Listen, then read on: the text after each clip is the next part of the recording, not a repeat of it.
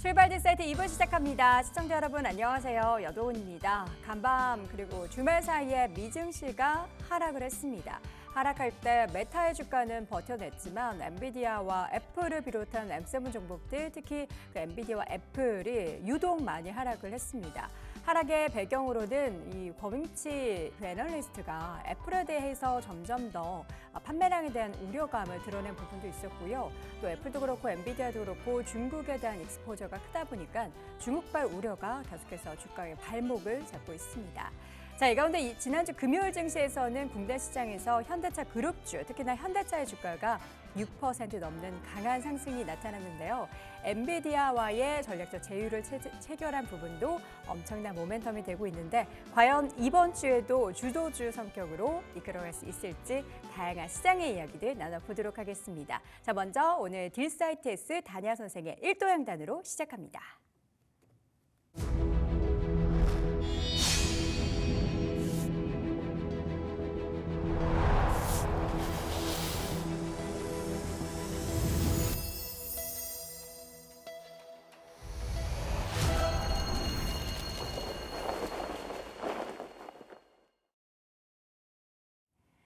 네, 딜사이트S 다냐 선생 함께하도록 하겠습니다. 어서 오세요. 안녕하십니까. 네, 반갑습니다. 뉴욕 시장의 분위기가 장중에도 그렇고요. 1% 넘는 하락세가 연출이 됐습니다. 엔비디아도 그렇고 애플도 그렇고 많이 하락했는데요. 뉴욕 시장부터 쭉 한번 확인을 해볼까요? 일단 지금 미국 시장은 제일 큰 부분들은 고점을 돌파할 모멘텀이 아직 없다라는 거예요. 이제 트럼프 트레이드에 대한 기대감으로 해서 지금까지 많이 올라왔고, 관련 섹터들이 이제 순환매가 나오고 있지만, 결국 이제 유동성 유입이 둔화되면서 시장에서는 차익 실현에 대한 욕구들이 굉장히 크게 증가되고 있다라는 거거든요. 미국 시장은 고용 지표가 굉장히 좋게 나왔어요. 고용이 예상보다 높게 나왔다라는 것, 그리고 실업률이 예상보다 작았다라는 고용 지표가 결국에 미국의 탄탄한 경제 성장률을 뒷받침한다고 이렇게 볼 수 있지만 결국에 시장에서는 고용이 좋게 나왔기 때문에 지금 연준에서는 금리를 이것이 아니라 금리를 인상할 가능성이 높다라는 그런 것들이 이제 시장에서 하락 요인으로 작용하는 모습이었고, 두 번째로는 지금 LA에 이제 큰 산불이 계속해서 번지고 확산하고 있거든요. 이거 불길을 잡지 못하고 있는데 어림잡아서 이 산불 피해에 대한 보험사들의 보험 청구권이 대략 73조 원이 된다라는 거예요. 그러면 보험사들의 어떤 유동성 우려들이 나오고 있는 그러한 시점이고, 이것이 미국 경기 어떤 소비라든가 이런 부분들에 부정적인 영향을 미칠 것이 아니냐, 이런 얘기들이 나오고 있거든요. 두 번째로는 이제 트럼프의 정책에 대해서 지금 이제 급증적인 경제 정책에 대한 부담과 우려감이 높게 나오고 있어요. 지금 국가 경제 비상사태 선포를 할 수 있다라는 이런 우려감이 있는데, 이것이 선포됐을 때 결국에는 재정 적자가 증가된다라는 것이고, 그리고 두 번째로는 인플레이션, 이 부분이 결국엔 이제 시장의 우려감을 높이고 있거든요. 그래서 지금 현재 보면 1월 달 소비자 심리지수 예비치가 73.2를 기록했거든요. 그래서 1월 달에도 인플레이션이 급등할 것이라는 이러한 우려감들이 나오고 있기 때문에 결국 시장에서는 연준이 금리를 인상할 것이 아니냐, 이런 우려감들이 나오면서 낙폭이 크게 나왔거든요. 여기서 보면 일단 미국 시장도 마찬가지예요. 트럼프 트레이드가 다우나 나스닥이라든가 M7들 전 고점 돌파할 만한 그런 모멘텀, 정책적인 것들이 나오지 않았을 때는 결국에 하락 압력이 커질 수 있다라고 얘기했는데, 지금이 딱 그런 시점이 아닌가 이렇게 생각되고 있고요. 그러면서 지금 보면 이제 원전이 강세를 보였어요. 원전 섹터들이 모처럼 부각되는 모습 보여줬고, 헬스케어와 철강, 석유가 이제 3% 정도 상승하면서 석유 관련주들이 움직였고, 그동안 기술주들과 시장을 상승시켰듯 반도체, 전자결제, IT 소프트웨어, 그다음에 연료 전지, 은행, 모바일 이런 쪽들의 낙폭이 굉장히 크게 나왔고, 자, 반면에 그동안 이제 낙폭이 컸던 월그린 부추가 실적 호전에 대한 기대감으로서 급등 나왔고요. 컨스텔레이션 원전 관련주들도 강세를 보였고, 델타 항공, 번지, 아이온큐, 실스크 이런 쪽들이 급등 나왔거든요. 아이온큐와 실스크는 이제 양자암호 섹터에서 젠스랑 말 한마디로 급등했다가 결국에는 이제 강한 반등이 보였지만, 반대로 리게티 컴퓨팅이라든가 퀀텀 컴퓨팅, 그다음에 아르깃 이런 것들은 또 오히려 약세를 마감치 못했다라는 거거든요. 그리고 온세미컨덕터라든가 에디슨 인터내셔널, 엔비디아, AMD 같은 반도체 관련주들이 많이 빠졌고요. ETF 시장에서 보면 또 원유라든가 금, 에너지 섹터가 강세를 보였고, 자율주행과 2차 전지, 반도체, 우주 섹터들, 재생에너지들이 약세를 면치 못했다라는 겁니다.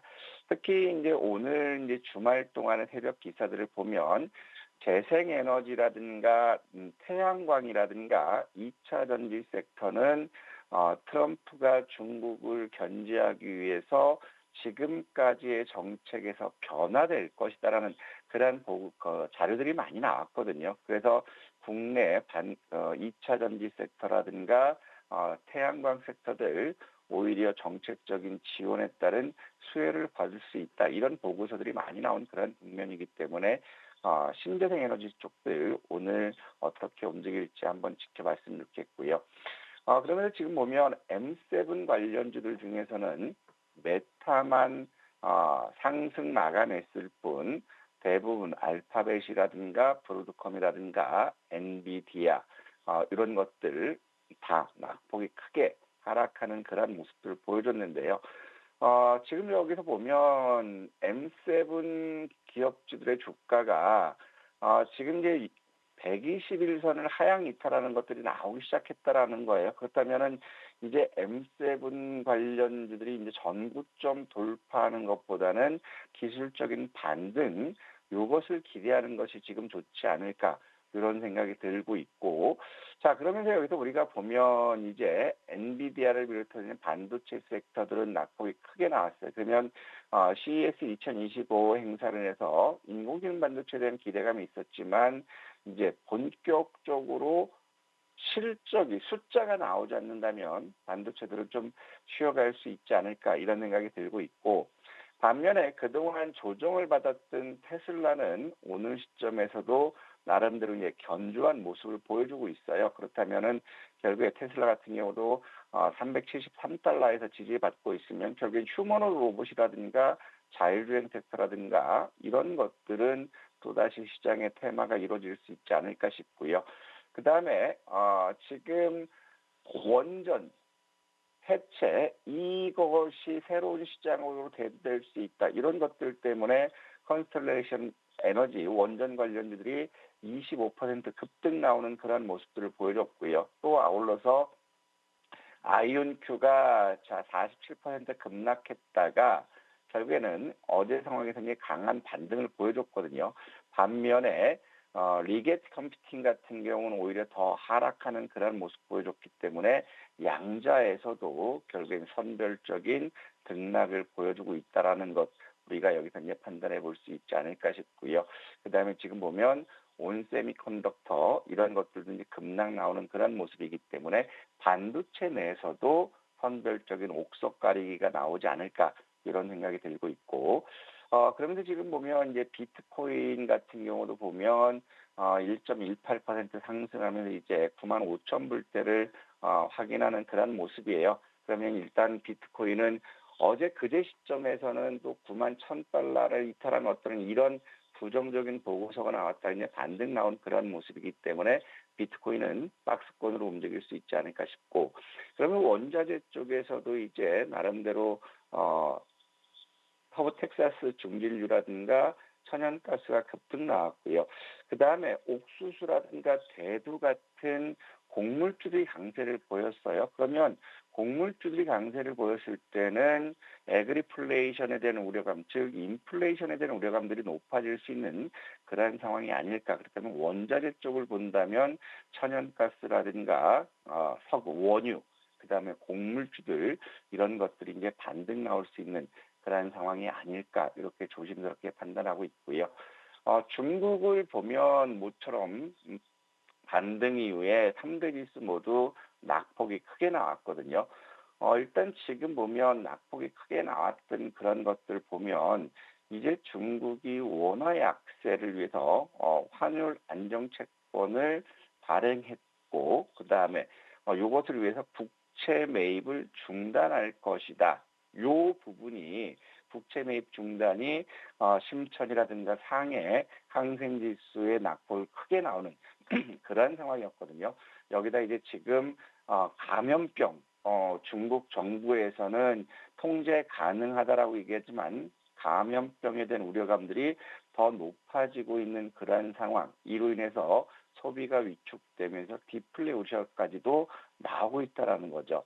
하지만 이런 것들이 있었지만 결국에는 중국 시장도 반등을 기대할 수 있는 포인트는 뭐냐면 비구 위안이 24조 해외 부채 구조조정을 시중 은행들과 합의를 통했다라는 거 이제 홍콩 법원에서 비구 위안 파산 심리가 이제 이번 주에 있는데 결국에 그렇다면 이제 파산보다는 구조조정 쪽으로 해서 이런 기대감이 부동산주들을 상승 요인이 되지 않을까. 그렇다면 비구 위안을 비롯해서 부동산주들이 움직인다면 심천이나 상해 항생 반등 기대할 수 있지 않을까 이렇게 판단되고 있고요. 국내 같은 경우는 외국인들이 그동안 SK 하이닉스라든가 삼성전자 반도체 섹터들에 대한 매수 유입되면서 나름대로 연초 좋은 모습을 보였어요. 정책적으로 이제 반도체에 대해서 세 공제를 확대할 것이라는 거 있고, 그 다음에 이제 1월 달 한국은행에서는 금리를 인하할 것이다. 이게 이제 70% 이상 확률로 금통위원들이 금리 인하를 점치고 있는데, 한국은행의 딜레마는 이거죠. 경기 침체하기 때문에 금리를 인하해야 된다라는 것이고, 반대로 금리를 인하했을 때 원화 가치가 약세돼서 이게 1,500원대 돌파했을 때 여기에 대한 충격도 파격도 크다라는 거거든요. 그래서 지금 하는 입장에서는 일부 양달의 칼날을 가지고 있는 그러한 상황이지만 결국에 경기 부양에 따른 금리 인하의 가능성이 높게 보고 있다라는 거거든요. 그랬을 때 이제 원달러 환율이 결국에 시장의 발목을 잡을 수 있는 그러한 상황이 되지 않을까 이렇게 생각되고 있고 이제 트럼프 취임을 앞두고 있기 때문에 국내를 비롯한 신흥시장에 대한 무역 압력 이런 것들이 결국에 단기적으로 이번 주에는 국내 시장의 어떤 조정의 트리거가 될 수 있지 않을까 이렇게 판단되고 있고요. 그러면 원달러 환율을 보면 결국에는 지금 금리 인하에 대한 우려감들이 반영되면서 1,474원 80전으로 갔어요. 그래서 원달러 환율이 안정화되지 않는다면 결국에 시장의 하방 압력은 더 커질 수 있는 그런 상황이 되지 않을까 싶고요. 그래서 이 국내 시장을 보면 일단 외국인들 입장에서는 코스피에서 1조 5,500억 1월 달 순매수를 보여주고 있어요. 코스닥에서는 4,100억 순매도를 보여주고 있고 선물에서도 역시 3,600억 순매도를 보여주고 있는 그런 상황이기 때문에 외국인 입장에서 SK 하이닉스라든가 삼성전자 매도하기 시작했을 때 시장의 변동성은 더 커질 수 있는 그런 상황이 되지 않을까. 하지만 코스피 같은 경우 코스닥은 PBR 1배 미만이기 때문에 저평가 이슈는 나름대로 나온 상태고 환율이라든가 이런 것들로 해서 코스피가 단기적으로 외국인 매도 전환에서 흔들린다 하더라도 단기 바닥권에 대한 기대감은 있기 때문에 그렇게 낙폭은 지금 시점에서는 제한적일 수 있다. 너무 부담 갖지 말자라고 말씀드리고 싶고 그래서 우리가 지켜봐야 될 거는 지금 상황에서는 원달러 환율 부분을 우리가 주목해서 지켜봐야 되겠고, 그다음에 외국인들의 선물 매매 동향만 잘 추적한다면 나름대로 시장의 변동성을 가늠할 수 있지 않을까 이런 생각이 들고 있고요. 그러면서 지금 금요일 날 코스피 코스닥 쉬어가는 그런 상황에서 거래 대금이 다 감소하는 모습이에요. 코스피 16% 감소하면서 9조 7천억 수준 됐고, 코스닥은 12% 감소하면서 6조 6천억 수준 됐거든요. 그러면 이제 증시 주변 자금을 보면 이제 예탁금, 청약 자금이 소폭 들어오면서 약 1.6% 증가되면서 52조 7,600억 만들었어요.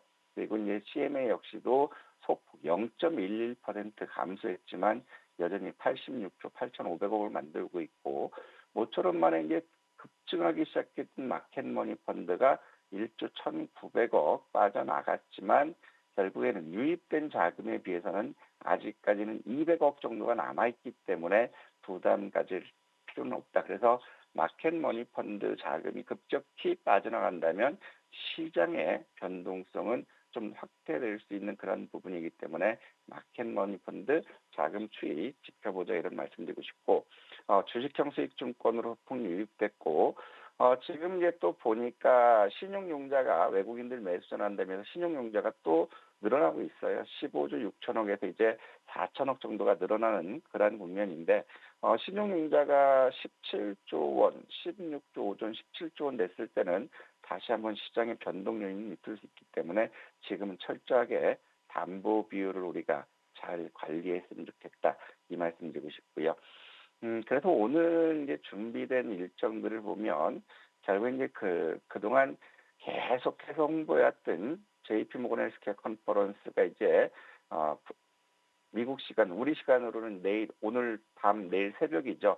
이게 열리기 때문에 JP 모건 헬스케어 컨퍼런스 참가 기업들 반등 나올지 한번 지켜보면 좋겠고, 그다음에 제1차 전력 수급 기본 계획 조정안 논의가 있어요. 그럼 전력 설비거든요.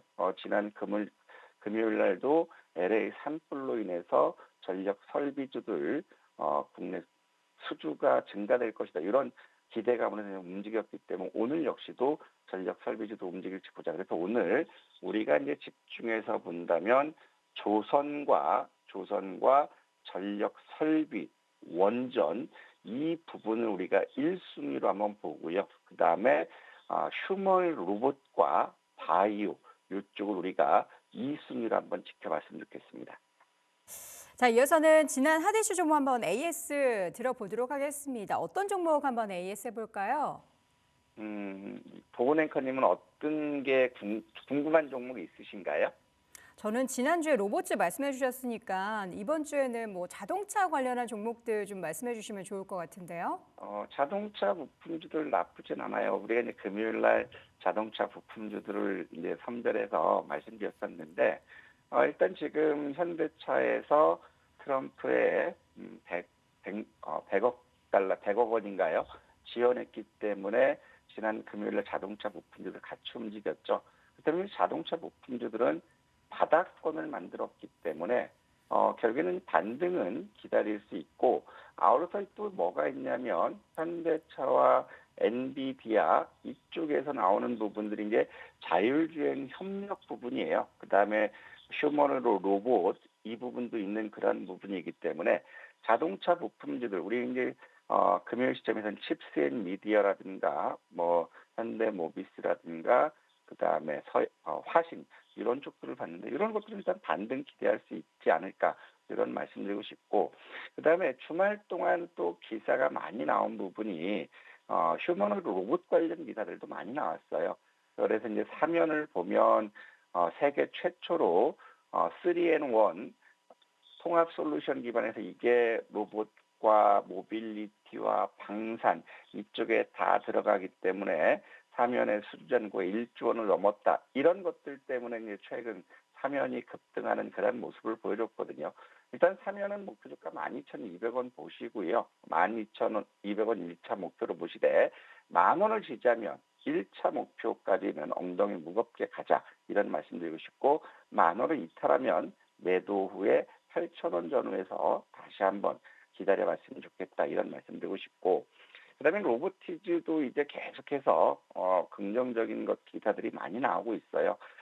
지금 같은 경우도 로보티즈는 2024년은 실적 부진이지만 결국에는 실적 호전, 2026년은 서프라이즈 실적을 기대할 수 있다는 것이고 그다음에 국내에서도 삼성전자라든가 SK그룹이라든가 LG그룹 역시도 로봇 투자 확대하죠. 여기에다가 엔비디아와 오픈 AI 이런 쪽도 로봇 투자를 확대하는 그런 국면이기 때문에 로보티즈는 목표 주가 32,000원 그대로 유지하자.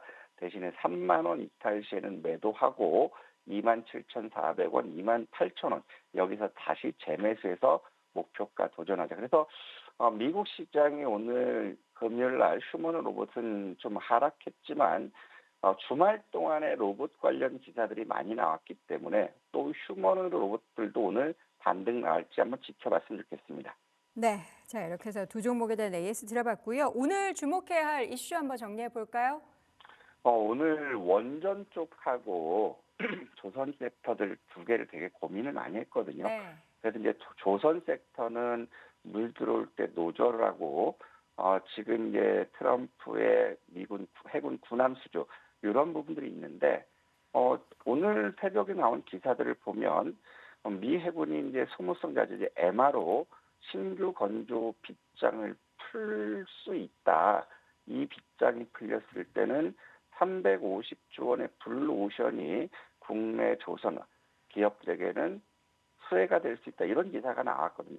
350조 시장이기 때문에 조선 섹터를 한번 봤으면 좋겠는데 결국에 대장은 한화오션이에요. 한화오션과 한화엔진, HD 현대중공업이고 중소형주에서는 HJ중공업이 최근 수주 이슈로 움직였어요.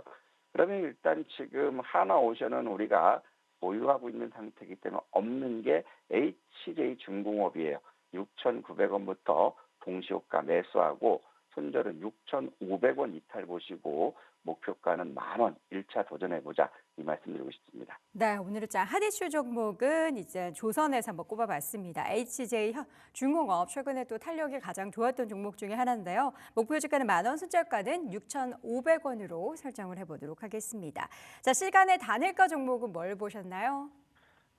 시간에서는 어제 움직였던 게 미국 LA 사상 최대 화재 이거를 전력 설비 쪽들 네. 기대 가능하다라고 해서 이제 재룡 산업이라든가 그다음에 요거는 시간에서 재룡 산업이나 비추로 테크 한컵 라이프 케어가 움직였고요. 그다음에 이게 제일일렉이 대장으로 역할을 했어요. 그래서 오늘 움직일지 같이 볼 수 있는데 요게 시간의 요 이슈뿐만 아니라 오늘 정부 행사에서도 11차 전력 수급 기본회의가 있기 때문에 전력 설비주들은 오늘도 한번 강세 기조를 유지할지 잘 지켜봤으면 좋겠습니다.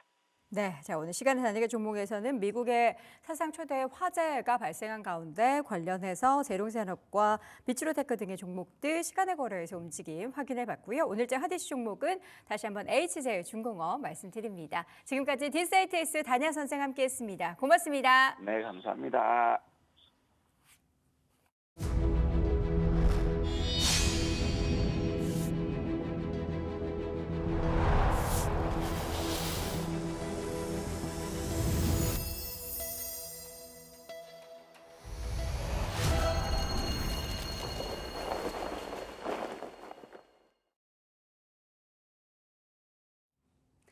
오늘 장은 어떤 종목에 포커스를 맞춰봐야 할까요? 손요로의 열렬 시작해 보도록 하겠습니다. 퍼스트 프라임 리서치 손요로 팀장과 함께합니다. 안녕하세요. 안녕하십니까.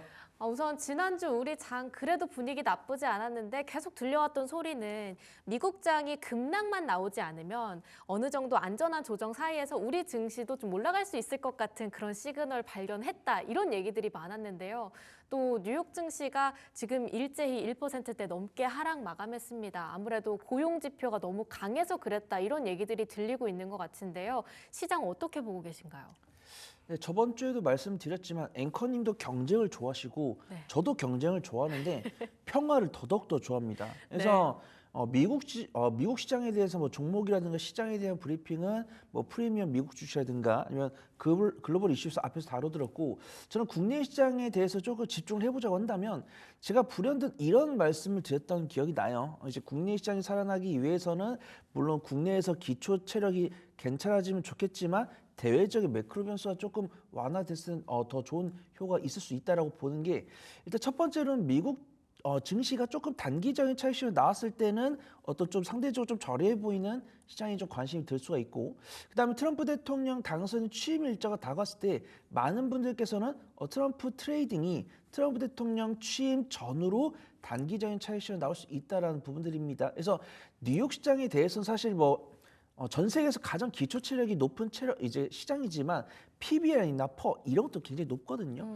국내 같은 경우는 PBR이 예전에 2,300포인트일 때 0.8, 일본 같은 경우도 PBR이 2 정도 되고 미국 시장 같은 경우도 4에서 6 사이가 됩니다. 그럼 우리가 이 PBR이 높다라는 것은 순 자산 대비해서 주가가 높다라는 것인데 그만큼 시장에서 성장성을 담보를 받고 있기 때문에 그 프리미엄 우리가 용인을 해줬던 거예요. 근데 어떤 TSMC 같은 경우 이번에 실적 잘 나왔지만 엔비디아나 AMD나 이런 종목들을 봤을 때 전년 동기 대비해서 실적이 잘 나오는 모습도 있었지만 전 분기 대비했을 때는 성장폭이 조금 둔화되는 모습이 보이다 보니까 단기적인 차익실현 요구가 왔던 것이고 그다음에 이 고용 지표가 이제 저번 주에만 고용 지표가 졸트 보고서랑 ADP랑 비농업 고용지수 무려 3가지가 발표됐고 실업급여 청원 건수도 발표가 됐습니다. 그래서 우리가 기준금리를 인하해야 되는 이유는 물가가 올라갔고 물가가 잡혔는데 이 물가를 잡기 위해서 기준금리를 올렸더니 민생이 약간 좀 힘들어질 수 있으니까 기준금리를 내려야 된다는 이야기가 있습니다. 근데 미국에서 기초체를 이렇게 단단해 버리면 미국 입장에서는 기준금리를 내릴 필요가 없다라고 이야기를 하는 거죠. 그래서 고용지표가 잘 나오면서 미국에서는 FOMC에서 아직은 전도표나 FOMC 회의록이 크게 변화가 되지 않았지만 투자분들 사이에서는 미국에서는 기준금리 인하를 4번 하려고 했지만 2번으로 줄일 수도 있겠다 이런 생각이 드는 겁니다. 그래서 기준금리 인하에 대한 기대감으로 투자를 한다는 것은 기준금리가 인하가 됐을 때는 내가 자금 조달했을 때 향후에 기준금리가 인하가 됐을 때는 내가 이 자금 조달한 부분에 대한 부담감이 덜할 수 있으니까 홀딩을 할 수 있는 것인데 기준금리가 인하가 덜 됐을 때는 난 요 정도 기간에 요 정도 이자율을 보고 투자를 하는 것인데 이게 기준금리 인하가 떨어지면은 내가 자금 조달한 이 부채 부담에 대한 부담감이 늘을 수 있다라고 하니까 포지션 정리가 일어나는 것입니다. 그래서 지금 어떤 뉴욕 시장에서 약세가 나오는 게 어떤 뉴욕 시장에 대한 기초 체력에 대한 의심이 아니라 이 기준금리 인하에 대해서 베팅을 하셨던 분들이 포지션을 회수하는 과정 속에서 차익이 나오는 거다라고 판단하고 있고요. 뉴욕 시장도 아직 단기적인 지지관 살짝 이탈하는 모습이지만 스윙 관점의 지지관 이탈하지 않는 모습이고 국내 시장 같은 경우 전기전자 필두로 해서 외국인의 매수, 기관의 일부 차익이 나왔지만 뉴욕 시장보다는 견조한 모습 보여주고 있으니까 우린 너무 염려할 필요 없어 보인다. 그렇게 좀 평가하도록 하겠습니다. 생각보다 오늘 우리 시장 잘 버틸 수도 있겠다라는 기대감이 물씬 올라오는데요. 그럼 전일장 특징주 하나씩 열어보도록 하겠습니다.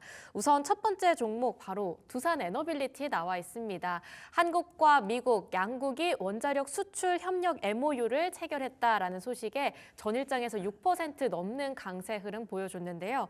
특히 한수원하고 미국의 웨스팅하우스 분쟁이 조금은 일단락될 수 있을 거다라는 기대감들도 생기면서 체코 원전 이슈들이 다시 떠오르고 있는 것 같습니다. 포인트 한번 잡아볼까요? 네, 참 이 투자하는 사람의 마음이 참 간사한 것 같습니다. 갈 때 같아요. 그래서 원전에서 이 웨스팅하우스랑 이제 우리나라가 이 MOU를 체결했다는 뉴스가 사실 장 전에 나왔거든요. 네. 그래서 장 전에 나오면서 원전 관련 종목들이 갭상승에서 시작을 했습니다. 그러다가 음봉이 나오더라고요. 그래서 조심해봤습니다. 근데 외국인과 기관의 단기 차익이 나오더라고요. 근데 재미있게도 점심시간 이후로 외국인과 기관이 매수세로 전환되면서 원전 관련 종목들 양봉이 나왔습니다. 그래서 제가 이 특징주 두산 에너빌리티를 갖고 왔지만 첫 번째 특징주이기 때문에 매매 관점을 보시는 게 좋을 것 같고 우진엔텍이라든가 우리기술이라든가 BHI 이런 종목들은 매매에 좀 단기적인 변동성을 선호하신 분들께 권해드리고 나는 좀 단기적인 변동성을 선호하지 않는데 라고 하신 분들은 두산 에너빌리티 보시면 좋을 것 같습니다. 일단 발전 설비 및 담수 설비, 건설 사업을 영위를 하고 있고 현재는 원전 관련 매출이 전체 매출의 약 30%가 안 됩니다. 근데 두산 에너빌리티 같은 경우는 전체 매출 30% 이상을 원전 관련 사업에서 진행을 하겠다고 이야기를 했고 국내에서는 두산 에너빌리티는 한국전력이 실제 원전 관련 사업을 영위하는 탑2라는 사실을 너무나 잘 아실 겁니다. 그 다음에 이제 원전 동맹에 대해서 웨스팅하우스와의 MOU가 체결됐는데 MOU니까 이 법적 구속력이 없는 것이 아닌가요? 라고 물어보신 거에 대해서는 맞다라고 판단합니다. 근데 제가 원전 관련 정보 소개를 드리면서 지금 사가지고 올해 2분까지 들고 가자 이런 말씀을 드린 게 아니고 단기적인 관점은 일주일 정도만 지켜보자라고 말씀드렸고 이 법적 구속력에 따른 악영향이 나올 수 있고 트럼프 대통령 당선의 특징이 약간 좀 이런 자기가 했던 말 좀 손바닥 뒤집듯이 바꿀 수 있는 부분들이기 때문에 네. 제가 두산 에너빌리티를 말씀드린다고 해서 중장기 좀 끌고 가기보다는 좀 매매 관점으로 시세 차익을 가져가 보시면 좋을 것 같습니다. 근데 확실히 두산 에너빌리티 같은 경우는 증권사 리포트가 긍정적인 게 나왔더라고요. 불확실성에도 불구하고 우호적인 대우 환경에 대한 기대감이 있다라고 합니다. 지금 두산 바켓으로 인해서 4분기 실적 컨센서스는 좀 하회가 될 것이다라고 보고 있는데 그런 부분들 좀 주가 충분히 좀 선반영이 된 것이 아닌가 그렇게 보고 있고요.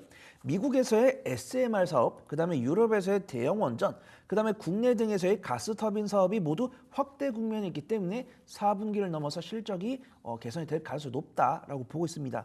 일단은 안타깝게도 지금 갭상승에서 내려오지 않는 모습인데 외국인과 기관의 순 매수가 들어왔기 때문에 추가 하방을 좀 지지할 가능성이 있다라고 판단해요. 그래서 좀 보수적인 관점으로 분할 매수하셔가지고 단기적인 관점을 보신다고 했을 때는 안정적으로 수익 가져갈 수 있지 않을까 그걸 좀 판단해 보도록 하겠습니다.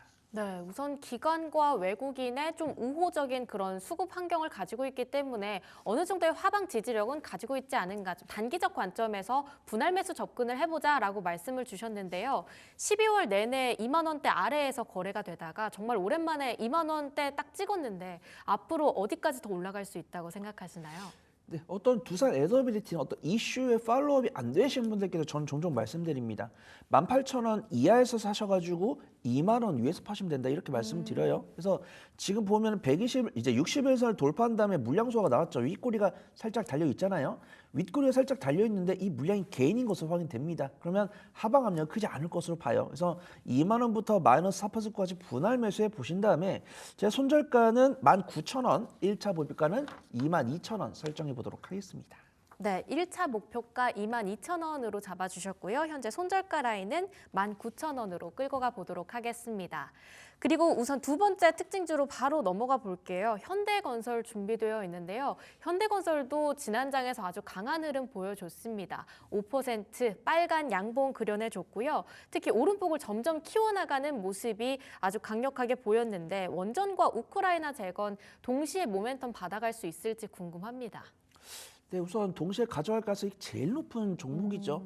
이 현대건설을 제외하고 원전이나 우크라이나 재건의 동반 수혜를 입을 수 있는 종목은 삼성물산 정도 될 겁니다. 근데 삼성물산 같은 경우 시총이 21조가 넘어가고 현대건설 같은 경우 3조가 안 될 거기 때문에 실질적인 낙수 효과를 얻을 가능성이 높으면서도 상대적으로 시가총액이 작은 종목이 현대건설이다라고 보고 있고 매매를 좀 잘하신 분들은 뭐 SY 스틸텍이나 아니면 SY 스틸텍이나 이런 쪽 좀 HD 현대건설기계나 이런 쪽 좀 보시면 좋을 것 같고 현대건설 같은 경우는 이제 터널이나 도로공사 토목 부분을 영위를 하고 있고 아파트 브랜드가 힐스테이트랑 DH가 있다고 합니다. 그래서 현대건설을 검색을 해보니까 이 대형 아파트 수주 뉴스가 꾸준하게 나오더라고요.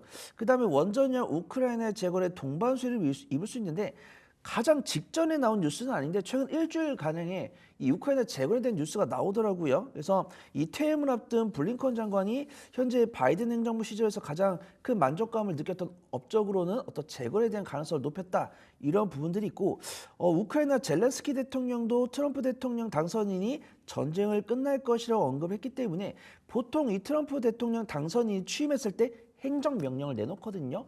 그 행정명령에 우크라이나 재건 관련된 행정명령들이 포함될 가능성이 상당히 높다라고 보고 있습니다. 그 다음에 역시 당연히 실질적인 낙수 효과를 얻을 수 있다라고 보는 부분들이 현대건설이 이제 국내 건설사들이 다양하게 있잖아요. 그 이 국내 건설사들이 국내 수주랑 해외 수주를 종합을 해가지고 브리핑을 합니다. 여기서 현대건설이 해외 건설 누적 수주량이 59년 만에 1조 원을 넘으면서 삼성물산과 양대산맥으로 해외 수주를 가장 많이 기록을 했고 해당 수출 국가가 사우디아라비아이기 때문에 어떤 해외 플랜트 건설을 진행했을 때 대금을 지급받을 수 있는 가능성이 상당히 높다라고 보고 있습니다. 그래서 지금 바닥권에서 쌍바닥을 다지는 모습이고 외국인과 기관의 쌍끌이 순매수가 들어왔는데 특히 외국인의 순매수 금액이 많기 때문에 우호적으로 볼 수 있을 것 같다. 그렇게 좀 평가를 해보도록 하겠습니다. 네, 우선 건설업계 쪽에서 성장할 가능성이 굉장히 큰 것 같습니다. 대형 아파트 수주 소식도 계속 들리고 있고 해외 건설 쪽의 누적 수주량이 역대 최고치를 찍었다고 하니까요. 하지만 좀 차트를 봤을 때는 계속 바닥권에 머물러 있었다. 12월 13일 날 52주 최저가를 찍기도 했었습니다. 이 바닥 탈피 시그널이라고 봐도 될지도 궁금한데요. 네, 바닥 탈피의 가능성이 상당히 높다라고 보고 있고요. 아까 전에 제가 SY 스틸텍이라고 말씀드리면서 네. HD 현대 에버다임 생각 안 났어요. 그래서 매매에 좀 자신 있으신 분들은 SY 스틸텍이나 HD 현대 에버다임 보시면 좋을 것 같고 HD 현대 건설기계는 인프라코도 괜찮아 보입니다. 그중에서 좀 매매에 좀 자신 없으신 분들 현대건설 보시면 좋을 것 같아요. 그래서 제가 시초가부터 마이너스 4%까지 분할 매수해 보시면 좋을 것 같고 제가 손절가는 25,000원 설정해 드리고 1차 목표가는 29,200원 설정해 보도록 하겠습니다.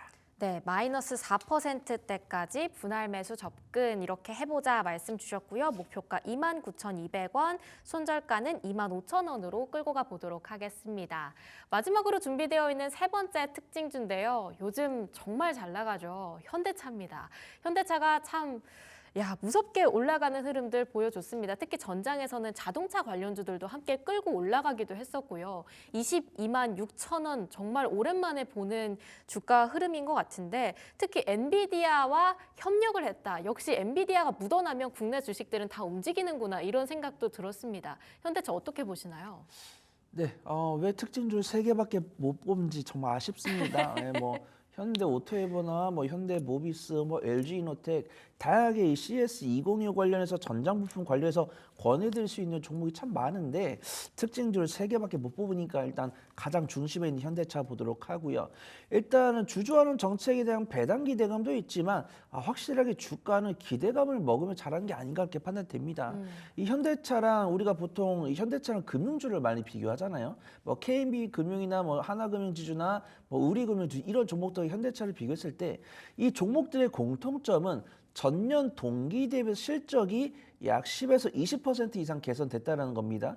그럼 배당 금액도 10에서 20% 증가할 수 있는 것이죠. 근데 금융주들은 바닥 대비해서 1.5배가량 주가가 올라왔습니다. 근데 현대차는 올해 상반기 주가 그대로입니다. 그럼 내가 생각을 해봤을 때 실적은 1.2배가 증가됐으면 배당 금액도 1.2배가 증가할 건데 주가는 1.5배 증가했으면은 작년 대비해서 올해 배당 수익률은 떨어지겠죠. 근데 현대차 같은 경우 작년 상반기랑 주가 위치가 동일하니까 오히려 우리가 알고 있는 금융주보다 배당 수익률이 더 높게 나올 수 있다는 부분들이에요. 그다음에 우리가 이제 투자분들께서 아시겠지만 이제 바뀌었습니다. 이제 그 배당을 줄 수 있는 주주 배정 기준일을 공시를 통해서 날짜를 바꿀 수가 있어요. 그래서 현대차 같은 경우도 공시를 보신 분들 아시겠지만 현재 배당 기준이 안 됐고 주주총이 2주 전에 공지를 한다고 했기 때문에 우리는 현대차의 배당을 가져갈 수 있는 시간이 충분히 많다라고 보고 있고 실적 같은 경우는 제가 말씀드리지 않아도 될 것 같아요. 매달 산업자원통상부나 국세청에서 발표하는 실적을 봤을 때 현대차 같은 경우는 전년 동기 대비해서 10에서 15% 이상의 실적을 기록을 하고 있고 안타깝게도 강달러가 유지가 되고 있고 미국에서도 전기차 판매가 호조를 보여주고 있기 때문에 현대차는 실적을 잘 보여줄 거다라고 보고 있습니다. 그 다음에 매년 3천억에서 5천억가량 자사주를 매입을 한 다음에 소각을 할 거기 때문에 내가 보유하고 있는 한 주 한 주의 가치는 꾸준하게 올라갈 가능성이 높다라고 보고 있어요. 그 다음에 엔비디아와의 협업 뉴스가 나왔죠. 엔비디아의 AI 기술력을 통해 가지고 현대차가 진행을 하고자 하는 사업에 대한 비용과 시간을 줄일 것이다 라고 보고 있습니다. 그래서 우리가 의료 AI 쪽에서 많이 나오잖아요. 신테카바이오나 리가켄바이오가 하는 일이 어떤 우리가 약제를 혼합함에 따라서 실제 그 약제를 혼합을 하면서 이 약제도 날릴 수 있죠. 실패하면. 그 다음에 그 약제 구매 비용도 날릴 수 있죠. 그 다음 이 약제를 혼합하는 데 쓰는 연구실이라든가 인력이라든가 비용 이런 것들을 날릴 수 있는데 이런 것들 시뮬레이션을 통해서 다 절약할 수가 있는 겁니다. 그래서 엔비디아랑 현대차의 협업을 통해서 그런 비용을 줄이면서도 비용을 줄인다는 것은 당기 순이익이 오르면 결국 우리가 다 가져간다라고 볼 수 있습니다. 그래서 이런 기대감과 현대차 그룹이 작년에 비해서 약 19% 증가한 24조 3조 원을 국내 모빌리티 사업에 투자한다는 이런 뉴스가 나오면서 이 두세 가지 뉴스가 중첩이 되면서 외국인과 기관이 강하게 집중하기 시작했으니까 성장성에 대한 단기 변동성과 배당까지도 가져갈 수 있는 시점이 지금 왔다. 그렇게 좀 평가를 해보도록 하겠습니다. 사실 배당에 대한 이슈 그리고 해외에서 정말 잘 팔고 있다 뭐 이런 얘기들은 이전부터도 쭉 있어 왔었습니다. 그럼에도 좀처럼 움직이지 않았던 엉덩이 무거웠던 주식이 바로 현대차인데 이번에 또 트럼프 취임식에 $100만 기부를 했다. 트럼프의 픽을 받으면 또 여기서부터는 완전 새로운 게임이다. 이러한 평가들도 이어지고 있는 것 같습니다. 현대차 그럼 지금은 정말 매수 관점으로 바라봐야 하는 걸까요?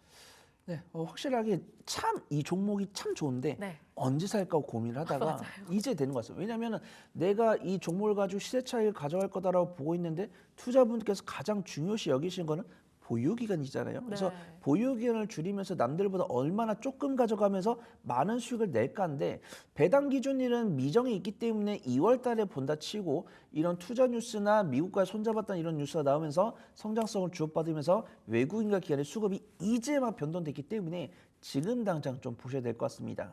일단 동시효과는 전거래 종가 부분에 시작할 것으로 판단이 되고 있고요. 마이너스 4%까지 분할 매수해 보신 다음에 손절가는 제가 21만 3천 원, 1차 목표가는 24만 8천 원 설정을 해보도록 하겠습니다. 네, 매수 포인트는 약간 현대건설과 비슷하네요. 마이너스 4%대까지 분할 매수 접근해 보고요. 목표가 24만 8천 원, 손절가는 21만 3천 원으로 끌고 가 보도록 하겠습니다. 자, 오늘장 좀 어떻게 대비를 해볼까요? 오늘장 준비되어 있는 한마디 말씀 주시죠. 네, 앵커님 저를 보면서 제가 뭐 좀 변한 게 없나요? 머리 자르셨죠? 그렇습니다. 그거에 착안한 거 준비했습니다. 네. 한번 해볼게요.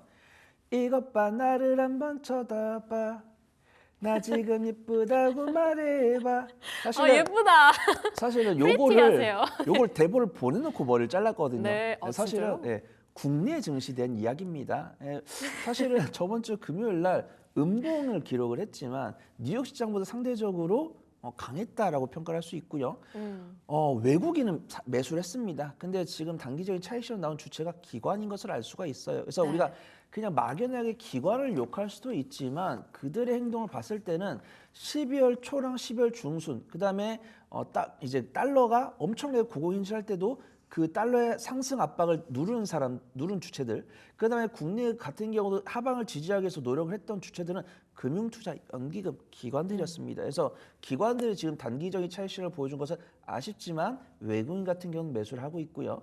그다음에 뉴욕 시장 대비해서 낙폭이 둔화가 되고 있고 뭐 양자모라든가 뭐 반도체라든가 뭐 AI 쪽이라든가 로봇이라든가 이런 종목들 어려운 시장 속에서도 우리한테 수익을 줬었고 추가적으로 우리가 가져갈 수 있는 섹터나 수익을 줄 수 있는 종목 이런 것들은 보이니까 너무 염려하실 필요 없다. 그렇게 좀 말씀을 드리도록 하겠습니다. 네, 오늘 너무 예쁘신 손여루 팀장님께서 그렇게 진단을 해주셨고요. 오늘 AS 종목 있다고 들었습니다. 저번에 한미반도체에 이어서 이번에 또 PSK홀딩스가 2차 목표가를 달성했다라고 하는데 가격 전략에 있어서도 약간의 수정사항이 필요할 것 같은데요. 네, 아마 이제 3차 목표가를 도달하고 나면은 PSK홀딩스 그만 리뷰하도록 하겠습니다. 일단은 그 랭커님 영화 내부자들 보셨나요? 내부자들 봤던 것 같은데 제가 좀 잘 까먹어서 네. 기억이 잘 안 납니다. 그 영화 내부자들 보시면 그 이병헌님 나오셔가지고 네. 이엘님하고 대화 나누잖아요. 거기서 뭐라고 하셨냐면 추억은 가슴에 묻고 떠나간 버스는 미련을 버려라고 하셨습니다. 도네커님께서 그만하려고. 그래서 저는 작년에 뭐 11월, 12월 중순에 소개드릴 종목들도 워낙 수익이 잘 나왔지만 네. 그래도 우리 수연 아나운서님과 처음 하기 시작해서 그 주변에 좀 얼마 전에 소개를 드린 종목 좀 소개를 드리려고 해요. 그래서 PSK홀딩스를 12월 30일에 소개드리고 1차 목표가 돌파했는데 2차 목표가 돌파해서 좀 리뷰를 드리려고 합니다. 네. 어떤 SK하이닉스뿐만 아니라 삼성전자까지도 엔비디아나 브로드컴의 픽을 받을 수 있다는 뉴스가 나오면서 이 삼성전자, SK하이닉스의 동반 밸류체인을 갖고 있는 PSK홀딩스의 추가 상승이 나온 것 같아요. 그래서 제가 일단 TS구간은 48,000원 잡아보도록 하겠습니다. 48,000원 이탈하면 전량 매도 잡고요. 3차 목표가는 54,000원 보고서 마지막으로 한 번 더 볼 수 있었으면 좋겠습니다. 네, 마지막이라고 합니다. 3차 목표가 54,000원으로 끌고 가고요. 만약에 48,000원 이하권으로 내려오게 된다면 전량 매도 이렇게 포인트 잡아주셨습니다. 자, 그렇다면 마지막으로 열어보겠습니다. 오늘 준비되어 있는 팀장님의 열혈주는요? 네, 세진중공업 말씀을 드리려고 하고 있고요. 네. 우리 다냐쌤도 앞에서 조선기자재 말씀해 주셨는데 저도 조선기자재 좀 보려고 합니다. 우리가 뭐 양자문화 반도체나 로봇 같은 경우는 외국인과 기관이 저점에서 산 다음에 고점 부근에서 단기 차익이 나오고 있어요. 그럼 이런 섹터들은 삼거래에서 일주일 정도 넉넉하게 텀을 둔 다음에 눌림목 공략을 해보면 됩니다. 근데 외국인과 기관이 정말 일주일 넘게 지독하게 매수를 하고 있는 섹터가 있습니다. 바로 운수장비 쪽인데요. 운수장비 쪽에서는 완성차도 있지만 조선 기자재 쪽도 있습니다. 그래서 조선에 관련했을 때는 우리가 추가적인 수주가 나오지 않지 않을까라고 생각을 했지만 미국과 인도에서 동시에 러브콜을 보내면서 추가적인 수주가 나올 가능성이 높다라고 보고 있고요. 세진중공업 같은 경우는 지금 이 HD 한국 조선해양이나 HD 중공업 같은 HD 현대와 관련된 밸류체인에서 이 LPG 운반탱크 제조 능력을 글로벌 1위를 기록을 하고 있습니다. 그래서 HD 현대 그룹을 비롯한 국내 조선 기업들이 2024년에 수주량이 증가했고 2025년에도 추가 수주가 나왔을 때는 거기다가 LPG 운반탱크를 납품하고 있는 세진중공업이 낙수 효과를 가져갈 가능성이 상당히 높다라고 보고 있고요. 지금도 아무도 모르게 우상기조 천천히 보여주고 있어요. 일간 변동성 크게 보여주고 있지 않고 일정한 거래대금 실리면서 이동평균선 따라 우상기조 보여주고 있고 외국인과 기관의 눌림목 공략이 다시 이어지고 있기 때문에 단기 수익 관점으로 볼 수 있지 않을까 그렇게 평가해 보도록 하겠습니다. 네, 그럼 오늘 가격은 어떻게 끌고 가볼까요? 네, 오늘 시초가부터 마이너스 4%까지 분할 매수해 보시면 좋을 것 같고요. 손절가는 제가 8,700원, 1차 목표가는 1,150원 설정해 보도록 하겠습니다. 네, 1차 목표가 1,150원 가져가고요. 손절가는 8,700원, 오늘 마이너스 4%대까지 분할 매수 눌림 한번 지켜보도록 하겠습니다. 네, 손여로의 열혈주까지 살펴봤고요. 지금까지 퍼스트프라임 리서치의 손여로 팀장과 함께했습니다. 오늘 말씀 감사합니다. 감사합니다. 여러분의 주식 이야기 오늘 여의주 돌아왔습니다. 오늘의 여의주는 지난주 현대차의 주가의 급등에 대한 이야기를 나눠보려고 하는데요. 한번 주가가 오르고 나서 좀 장중에 하락하더니 그 다음날 괜찮나 싶었는데 또다시 급등세를 보였습니다. 이게 뭔가 시동을 거는데 기아와 현대모비스가 먼저 걸고 현대차가 나중에 세게 시동을 걸고 풀악셀을 밟은 그런 기분이었습니다. 자, 오늘 여의주에서는요. 현대차 올해는 드디어 주가가 날아오를지 지금 뭐 자율주행 모멘텀도 붙어있고 밸류업 관련한 얘기는 작년부터 이야기 나오고 있고 트럼프 관련한 이야기까지 나오고 지금 얼마 전에 발표한 투자 이야기까지 과연 무엇이 가장 중요한지 다양한 투자의 포인트들 하나씩 짚어보겠습니다. 주가가 6% 넘게 급등을 했죠. 연초부터 시동을 좀 거는 모습인데 투자 결정 일단 받고요. 그리고 엔비디아 협업도 또 주가가 받아내고 있습니다. 바로 옆에 있는 이 사진이 엔비디아와 또 삼성이 아니죠. 엔비디아 얘기하면 삼성이 좀 좋은 얘기 나왔으면 좋겠는데 현대차의 협업 소식입니다. 저희 보면은 기술적 전략적 파트너십을 체결했다라면서 지금 자랑스럽게 사진을 들여 보이고 있죠. 연초부터 현대차는 각종 호재 속에 주가의 상승을 이제 막 시동을 걸고 있습니다. 금요일장이었죠. 8개월 만에 최대 1일 상승폭을 기록을 한 거죠. 6%면 정말 강한 상승이었죠. 시가총액이 무려 3조 원 가까이 증가를 했고요. 엔비디아와의 파트너십 체결이 가장 그날의 상승의 원동력이 됐습니다. 이전에는 올해 24조 원 규모의 투자를 결정했다라는 소식도 들려왔고요. 그리고 트럼프 당선인에 대해서도 이제 지원을 한다. 돈을 보냈더라고요. 취임식에 15억 원을 기부했다라는 소식이 여러 가지 열심히 현대차가 일을 하려고 노력 중이다라는 것을 보여줬습니다. 엔비디아와 과연 어떤 협력을 하는 걸까요? 사실 CES에서 현대차가 이렇게 또 부각이 나타날지는 몰랐습니다. 지난주에는 SK하이닉스가 CES에서의 가장 큰 수혜주가 아닌가라는 이야기를 했는데 현대차도 못지않은 그런 수혜주로 거듭이 나는 것 같습니다. 엔비디아와 협력해서 자율주행 관련한 그리고 다양한 부문에 있어서의 개발 속도를 끌어올리려는 그러한 모습인데 모빌리티 관련한 혁신 관련한 전략적 제휴를 체결했다. 어떤 내용들을 체결을 했나라고 봤더니요. 자율주행 관련해서 엔비디아의 옴니버스를 활용한 현대차의 자율주행 개발과 검증을 하겠다라고 하는 거고요. 그리고 AI 로봇 관련해서는 엔비디아의 아이잭 심을 통해서 현대차 산업용 로봇을 훈련하겠다라는 등 다양한 기대감이 있습니다. CES 2025에서 현대차도 굉장히 열심히 일을 했는데요. 삼성전자 부스에 이 차량용 스마트 싱스 장착한 아이오닉 9을 전시를 했습니다. 그리고 구글 웨이모 로보택시 자율주행 기술을 탑재한 아이오닉 5도 전시를 했고요. 다양한 모멘텀을 제공할 만한 모습들을 보여줬기 때문에 이번 CES에서 제가 봤을 때는 나름의 제가 순위를 매긴 거는 SK하이닉스가 1등 그리고 현대차가 2등 수혜주가 아닌가라는 생각이 듭니다.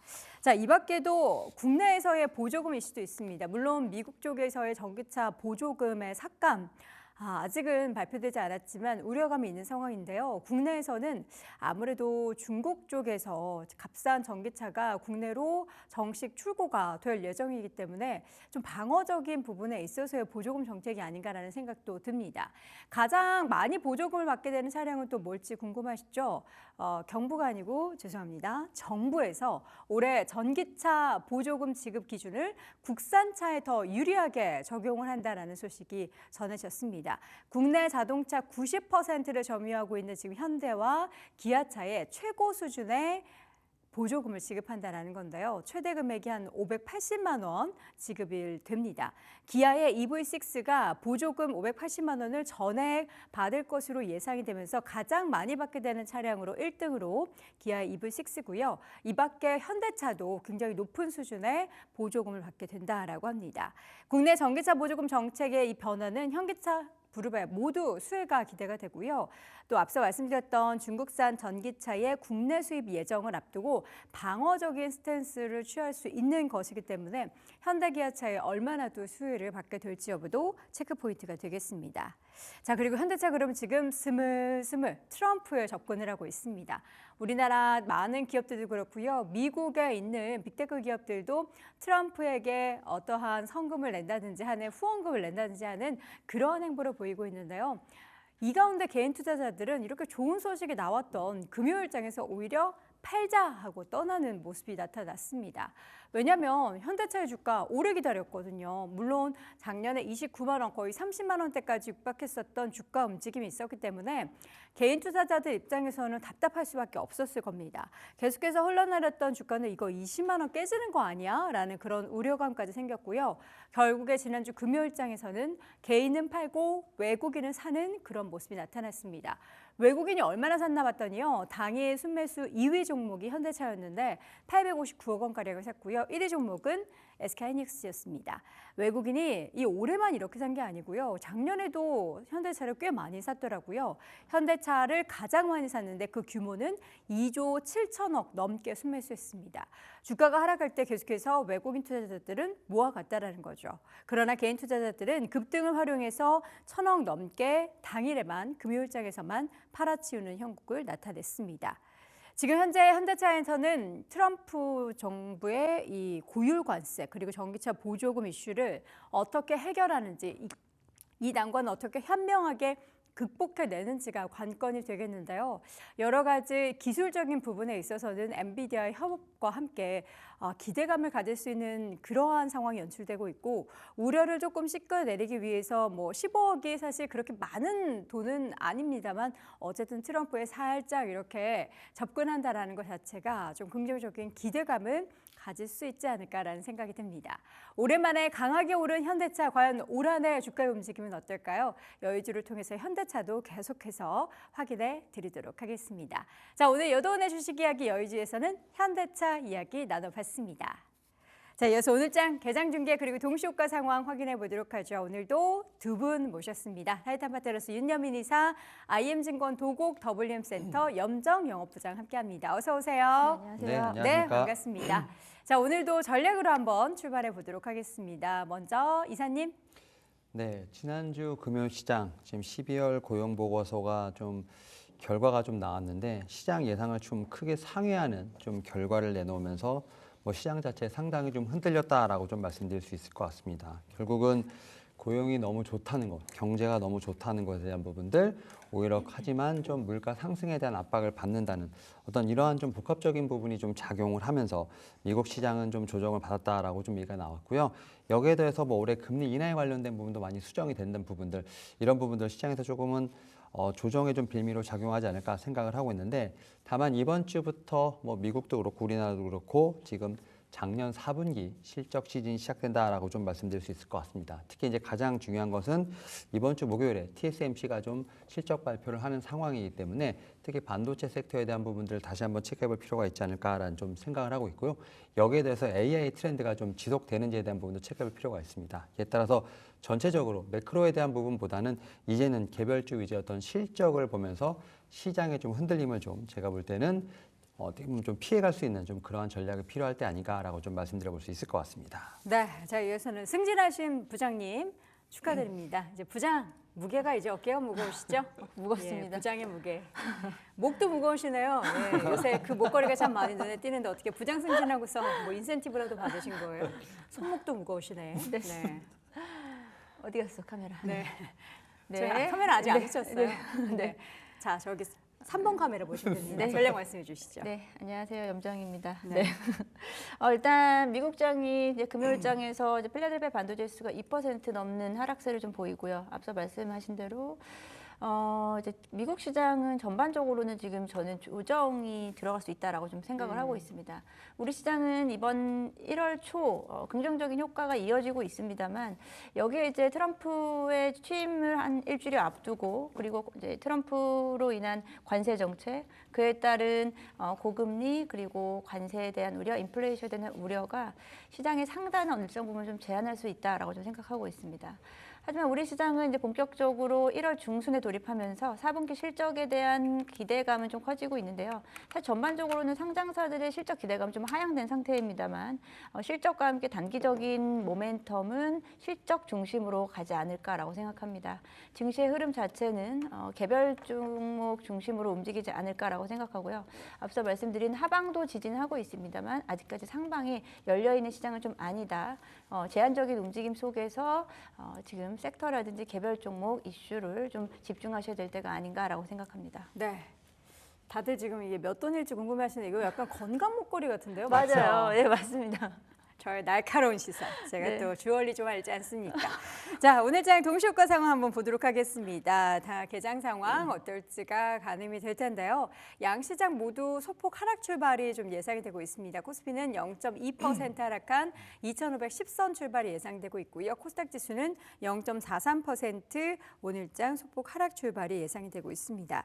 사실 지난주 시장 분위기도 이제 장 막판까지 계속해서 상승폭을 회복하지 못한 채 양 시장이 모두 하락 마감을 했는데 아무래도 미국 시장이 조금 빠진 게 아니라 한 1% 빠진 게 오늘 국장에 좀 영향이 있을까요?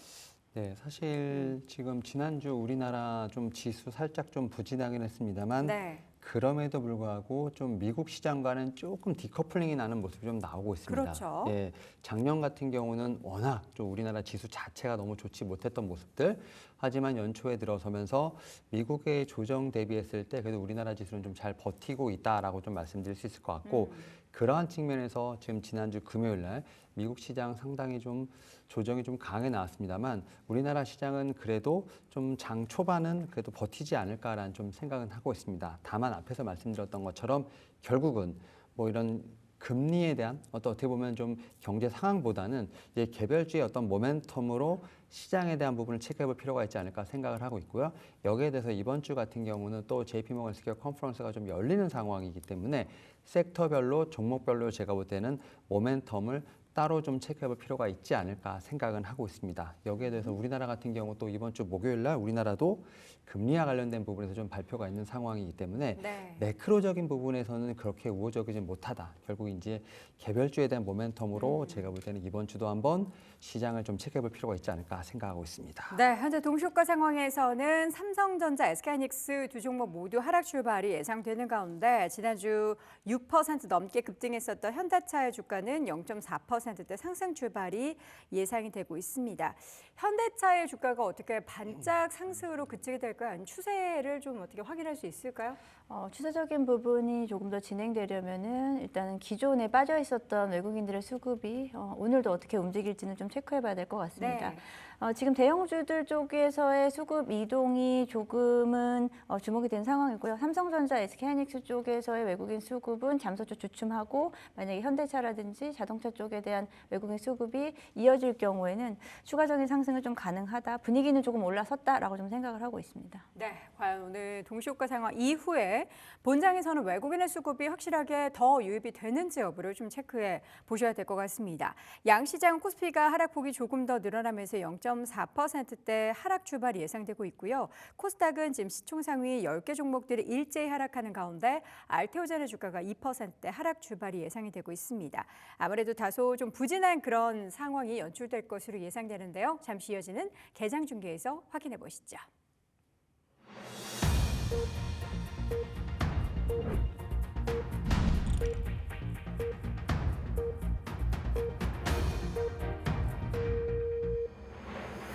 딜사이트 경제TV가 대한민국 증시 개장을 알립니다. 네, 1월 13일 월요일장이 개장을 했습니다. 동시효과부터 지난주에 부진을 회복하지 못하는 양시장의 움직임이 나타났는데요. 역시나 지금 개장 상황부터 빨간불이 들어오는 종목 일부 보이긴 했지만 파란불이 훨씬 더 많이 지금 보이고 있습니다. 일단 삼성바이오로직스가 가장 좀 치고 올라오는 모습이 나타나고 있는데요. 2%대 상승 출발 나타나면서 그래도 하락폭을 조금은 만회하면서 장 초반 움직이고 있습니다. 코스피 지수는 0.3%, 0.29%까지 낙폭을 조금씩 줄여가고 있고요. 2,508선에서 현재 등락을 보이고 있습니다. 코스닥 지수는 0.62% 상대적으로 더 하락하면서 713포인트 선 출발이 나타나고 있고요. 오늘 달러 환율은 지난주 조금 빠지나 싶더니 다시 한번 8원대 오르면서 출발이 되고 있습니다. 1,473원 20전에서 개장을 했습니다. 자, 동시효과 상황 분위기와 마찬가지인 거는 SK하이닉스와 삼성전자의 움직임입니다. 삼성전자는 0.9% 하락 출발 보이면서 현재 54,700원대 등락을 보이고 있고요. SK하이닉스도 0.7%대 하락하면서 현재 구간 20만 2천원 선에 등락을 보이고 있습니다. 한 차례 급등 뒤에 두 종목 모두 나란히 오늘자 하락 출발 나타나고 있고요. 현대차의 주가는 장 초반 아쉽게도 운봉 흐름 보이면서 하락세 보이고 있는데요. 0.2%대 하락한 22만 5,500원 기록이 되고 있고요. 기아와 또 현대모비스의 주가도 일제 1% 미만으로 하락세를 보이는데 일단은 양봉 전환하는 움직임들도 일부 보입니다. 자, 다시 한번 100만 원 선을 재탈환한 삼성바이오로직스 오늘도 지금 3% 넘는 강한 상승이 나타나고 있는데요. 일단은 지금 미국에서 지금 진출을 위한 상호부 파트너십 계약 체결 소식이 들려오고 있습니다. 테바 파마슈티컬 인더스트리와 솔리리스 바이오시밀러 에피스클리 프로젝트. 굉장히 프로젝트 이름도 어렵고 회사 이름도 어렵죠. 어쨌든 결론은 미국 진출에 더욱더 박차를 가할 수 있을 만한 그러한 내용들이 전해졌다라는 겁니다. 유럽은 직판하게 되고 미국은 이제 우회하고 있는 그러한 전략을 펼치고 있는 건데요. 주가가 무려 4%대 아주 강한 탄력을 받고 있다는 거 긍정적입니다. 자, 그리고 오늘장 코스피에서 탄력이 좋은 것은 바이오주 외에 한화, 에어로스페이스 등의 방산주 그리고 우주항공 관련한 종목들이 일부 소폭 오르고 있고요. 화장품 관련한 종목들 아모레퍼시픽 그리고 오늘 두산밥그레스 주가도 2%대 계속해서 상승세 이어가고 있고 최근에 항공주에 대한 보도 내용들이 참 많습니다. 지금 사야 한다. 굉장히 매력도가 있는 종목들이다 하면서 항공주에 대한 이야기가 나오고 있는데 오늘 한진칼, 대한항공 등의 종목들 주가 1% 안팎의 강세 움직임 보이고 있고요. 반면 오늘 조선주는 좀 부진합니다. HD 현대중공업 현재 3%대 하락. HD 한국조선해양도 1%대 하락, 그리고 HD 현대미포도 1.8%, 삼성중공업도 1.8%대 하락 출발이 나타나고 있습니다. 자, 오늘째 코스닥 지수는 0.26%까지 상승폭, 낙폭을 빠르게 줄여가고 있습니다. 시가총액 상위 종목들도 지금 양봉 전환한 종목들이 꽤 많이 눈에 띄는데요. 일단 10위권 내 종목 가운데서는 클래시스, 휴젤, 그리고 HLB가 빨간불을 켜고 있고 이외 종목들은 모두 하락세를 보이고 있습니다. 자, 그리고 종목 가운데 오늘 코스닥에서 탄력이 좀 붙고 있는 종목은 재룡전기입니다. 재룡전기 5% 넘는 강한 상승이 보이고 있는데요. 저희가 지난주에도 전선, 전기 관련한 종목들에 대한 탑픽 말씀을 많이 드렸는데 오늘 재룡전기를 비롯한 전선 관련한 종목들의 움직임도 계속 지켜보셔야겠습니다. 자, 오늘장 수급 보도록 하겠습니다. 외국인과 기관이 현재 코스피 시장에서는 동반 매도를 보이고 있고요.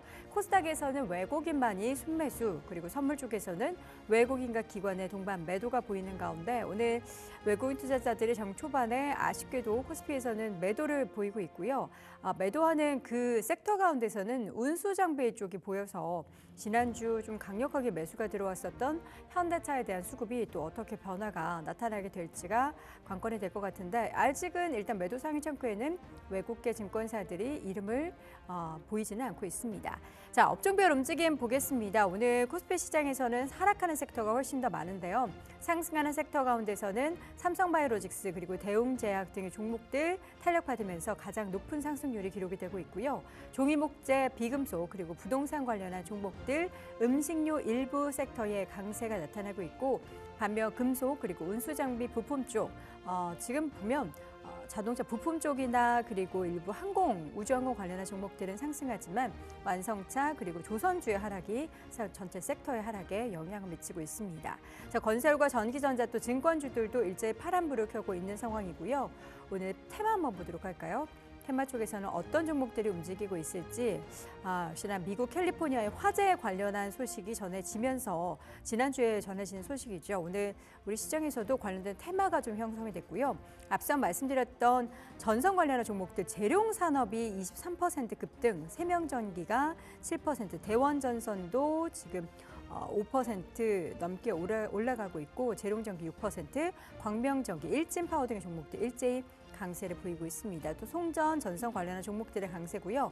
자동차 부품 일부 종목들 상승세 보이고 있고 그리고 우크라이나 재건 관련해서 그러니까 아무래도 화재 관련해서 모두 다 좀 연관이 있는 그런 섹터가 테마로 형성이 되고 있는 것 같습니다.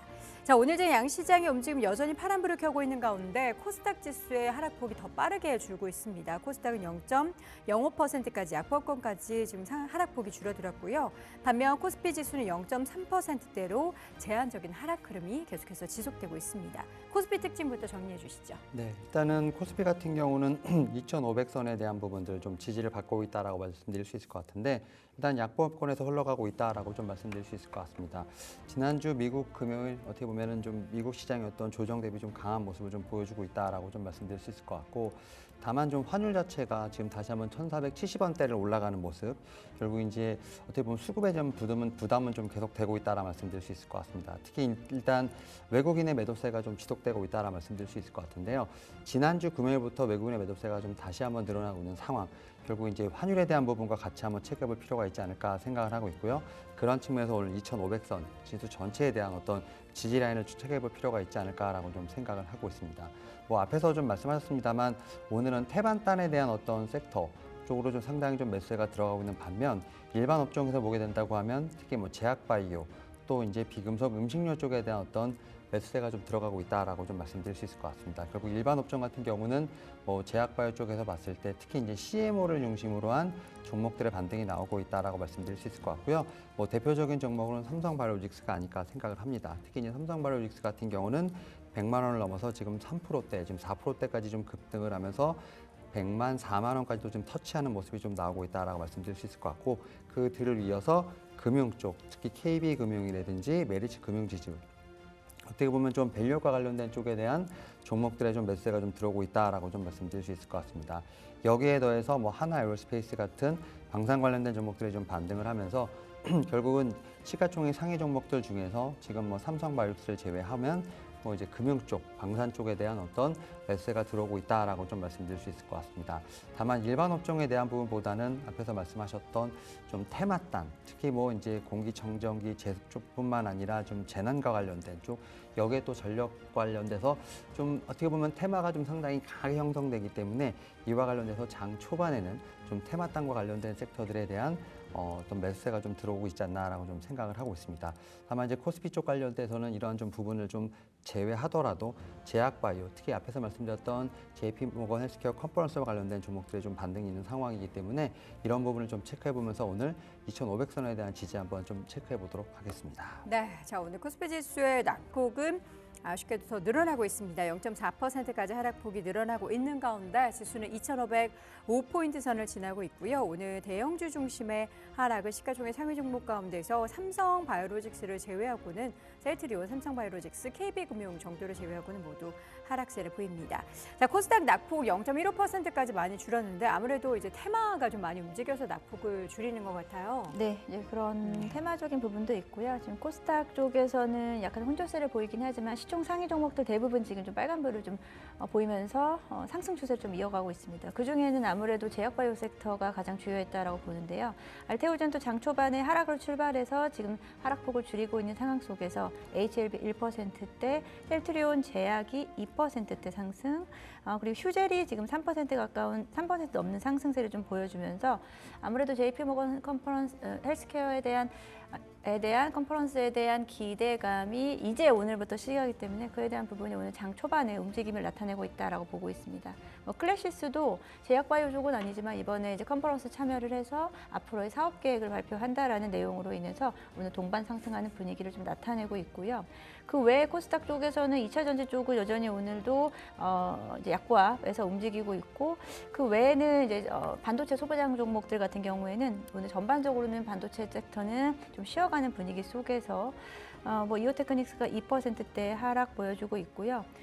그리고 그 외에 대부분 종목들도 오늘은 좀 쉬어가는 분위기가 전반적으로 진행되지 않을까라고 좀 생각하고 있습니다.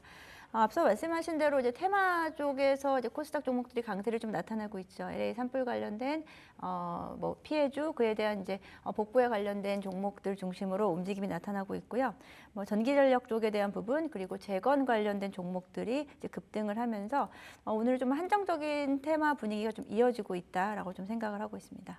네, 한정적인 모습 지금 코스피에서는 나타나고 있고요. 코스닥은 0.05%로 강보합권으로 올라왔습니다. 시가총액 상위 종목들 에코프로 BM과 또 HLB 빨간불 들어오고 있고요. 휴젤의 주가가 3% 넘는 강세, 클래시스, 엔캠 등의 종목들도 강세고 오늘 보니까 신성 델타테크, 셀트리온 제약 등의 종목들도 흐름이 좋고요. 실리콘투도 오늘 장 3% 이상의 강세를 보이고 있습니다. 오늘 보니까 코스피에서는 아모레퍼시픽도 오르는 거 보니까 화장품주가 지난주에도 좀 살짝 에너지를 갖는 것 같더니 오늘 장에서도 강세입니다. 그동안에 중국발 모멘텀이 생기면 반짝 오르고 말고 했는데 다시 한번 추세를 좀 잡아야 될 그런 시기가 아닌가. 중소형 화장품주 중에서도 낙폭 과대된 종목들이 꽤 많죠. 네, 중소형뿐 아니고 좀 화장품 섹터 전반적으로 낙폭 과대 종목들이 좀 많다라고 좀 볼 수 있겠고요.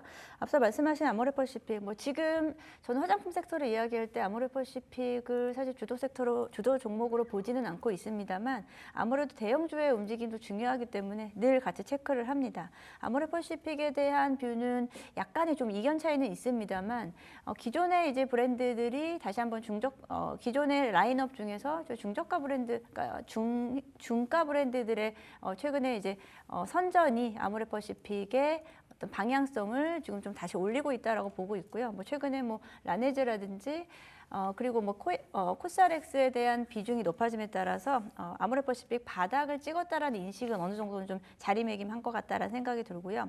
오늘 실리콘투도 3% 넘는 가까운 넘는 상승세를 좀 보여주고 있는데요. 워낙에 고점 대비해서 많이 빠져 있었고 앞으로 이제 실적이 기다리고 있기 때문에 3분기 실적에서 전반적으로 화장품 섹터들의 피크아웃에 대한 우려감으로 한번 급락이 나왔었는데요. 4분기에 만약에 3분기보다는 조금은 좀 상향된 실적을 보여준다라고 하면은 화장품 섹터 전반적으로는 다시 한번 반등 추세가 이어질 수 있지 않을까라고 생각하는데 여기서 늘 말씀드렸듯이 화장품 섹터에 대한 작년의 상승기와는 이번 상승이 좀 다르게 움직일 것 같다라는 생각이 듭니다. 개별적인 종목별로 차별화가 분명히 이루어질 것이고요. 동반해서 다 같이 한마디로 화장품 전반적으로 동반 상승하는 우르르 상승하는 그런 시장은 찾아보기 좀 어려울 수 있다. 그래서 종목 선별에 대한 부분이 가장 중요합니다. 중요한 부분이다라고 생각합니다. 네. 반면 오늘장에서는 대형주 가운데 지금 조선주의 하락이 좀 꽤 눈에 띕니다. HD현대미포가 5% 그리고 HD현대중공업의 주가도 5%대 하락이고요. 삼성중공업, HD한국조선의 한화오션 할 것 없이 일제히 하락 흐름을 보이고 있는데 고점에 대한 부담감이 있는 건 알겠지만 그러면 어떻게 매수의 기회입니까? 네, 일단은 조선업 같은 경우는 살짝 좀 지수와 좀 연동되는 부분이 좀 있지 않을까 좀 생각을 하고 있습니다. 특히 이제 어떻게 보면은 지금 어떻게 보면 그 코스피 지수의 하락을 약간 좀 조선 섹터가 좀 부추긴다라고 좀 말씀드릴 수 있을 것 같은데 말씀하셨던 것처럼 조선업 같은 경우는 시장 자체가 어려울 때도 어떻게 보면 지수를 좀 캐리하면서 어떻게 보면 52주 신고가의 흐름을 좀 계속 보였던 종목들이라고 할 수 있을 것 같고 특히 그 가운데서 이제 HD현대미포뿐만 아니라 하나오션 같은 경우도 특히 이제 오늘 같은 경우 52주 신고가를 쓰고 살짝 좀 밀리는 모습이 좀 나오고 있다라고 볼 수 있을 것 같은데요. 일단 고점에 대한 부담감도 있다라고 좀 말씀드릴 수 있을 것 같고 특히 이제 4분기 실적 여기에 대해서 이제 트럼프 행정부가 어떻게 보면 1월 20일 날 어떻게 보면 이제 다시 한번 좀 시작되는 상황이기 때문에 이에 대한 부분에 있어서 제가 볼 때는 한번 좀 변동성이 나올 수 있지 않나라고 좀 생각을 하고 있습니다. 다만 이제 조선업 같은 경우는 뭐 트럼프 행정부가 시작된과 동시에 어쨌든 뭔가 좀 나오지 않을까라는 좀 생각을 하고 있는데 그 가운데서 좀 반도체라든지 2차 전지와 달리 조선업 같은 경우는 미국에서 상당히 좀 호의적인 부분들 여기에 또 어떻게 보면 협력 관계에 대한 부분을 좀 강조하고 있는 상황이기 때문에 미국의 어떤 MRO 시장뿐만 아니라 뭐 수주와 관련된 부분에서도 제가 볼 때는 계속된 호재가 나오지 않을까 생각합니다. 지금의 제가 볼 때는 하락 같은 경우는 어떻게 보면은 좀 고점에서 좀 차익 실현이 좀 나오지 않나라는 좀 생각을 하고 있고요. 모멘텀에 대한 제가 볼 때는 이상은 없지 않나 생각을 합니다. 그런 측면에서 오히려 지금 신규 매수하시고자 하시는 분들 같은 경우는 좀 이러한 제가 볼 때는 차익 실현 매물이 나오는 조정을 한번 이용해 보시는 게 어떨까라고 좀 말씀드려 볼 수 있을 것 같습니다. 네, 조선주는 항상 이렇게 급락이 나오고 나서 주가의 반등이 보였던 그러한 패턴이 있었는데요. 그러나 이제 오늘의 주가의 급락은 그동안의 급등 뒤에 첫 발생하는 급락이기 때문에 이거를 며칠 더 지켜보면 될지 아니면 오늘장에서 저가 매수를 나서야 될지는 여러분들이 신중하게 판단을 해보시면 좋겠습니다. 자, 오늘장 지금 코스피 지수 0.3%대 하락, 현재 구간 코스닥은 0.09%로 다시 한번 밀려나는 모습인데요.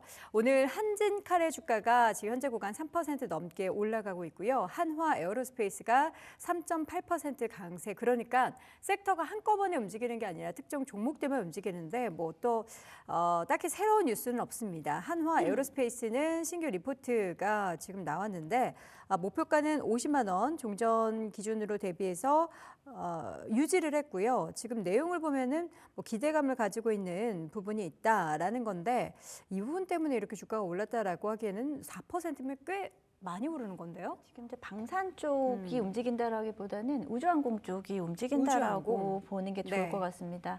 이제 뭐 스페이스X뿐 아니고요. 스페이스X를 중심으로 해서 우주항공 시장 자체가 뭐 최근에 뭐 2,000조다 이렇게 이야기를 하고 있습니다. 그에 대한 부분은 이제 사실은 끝이 없다라고 해석을 할 수 있겠고요.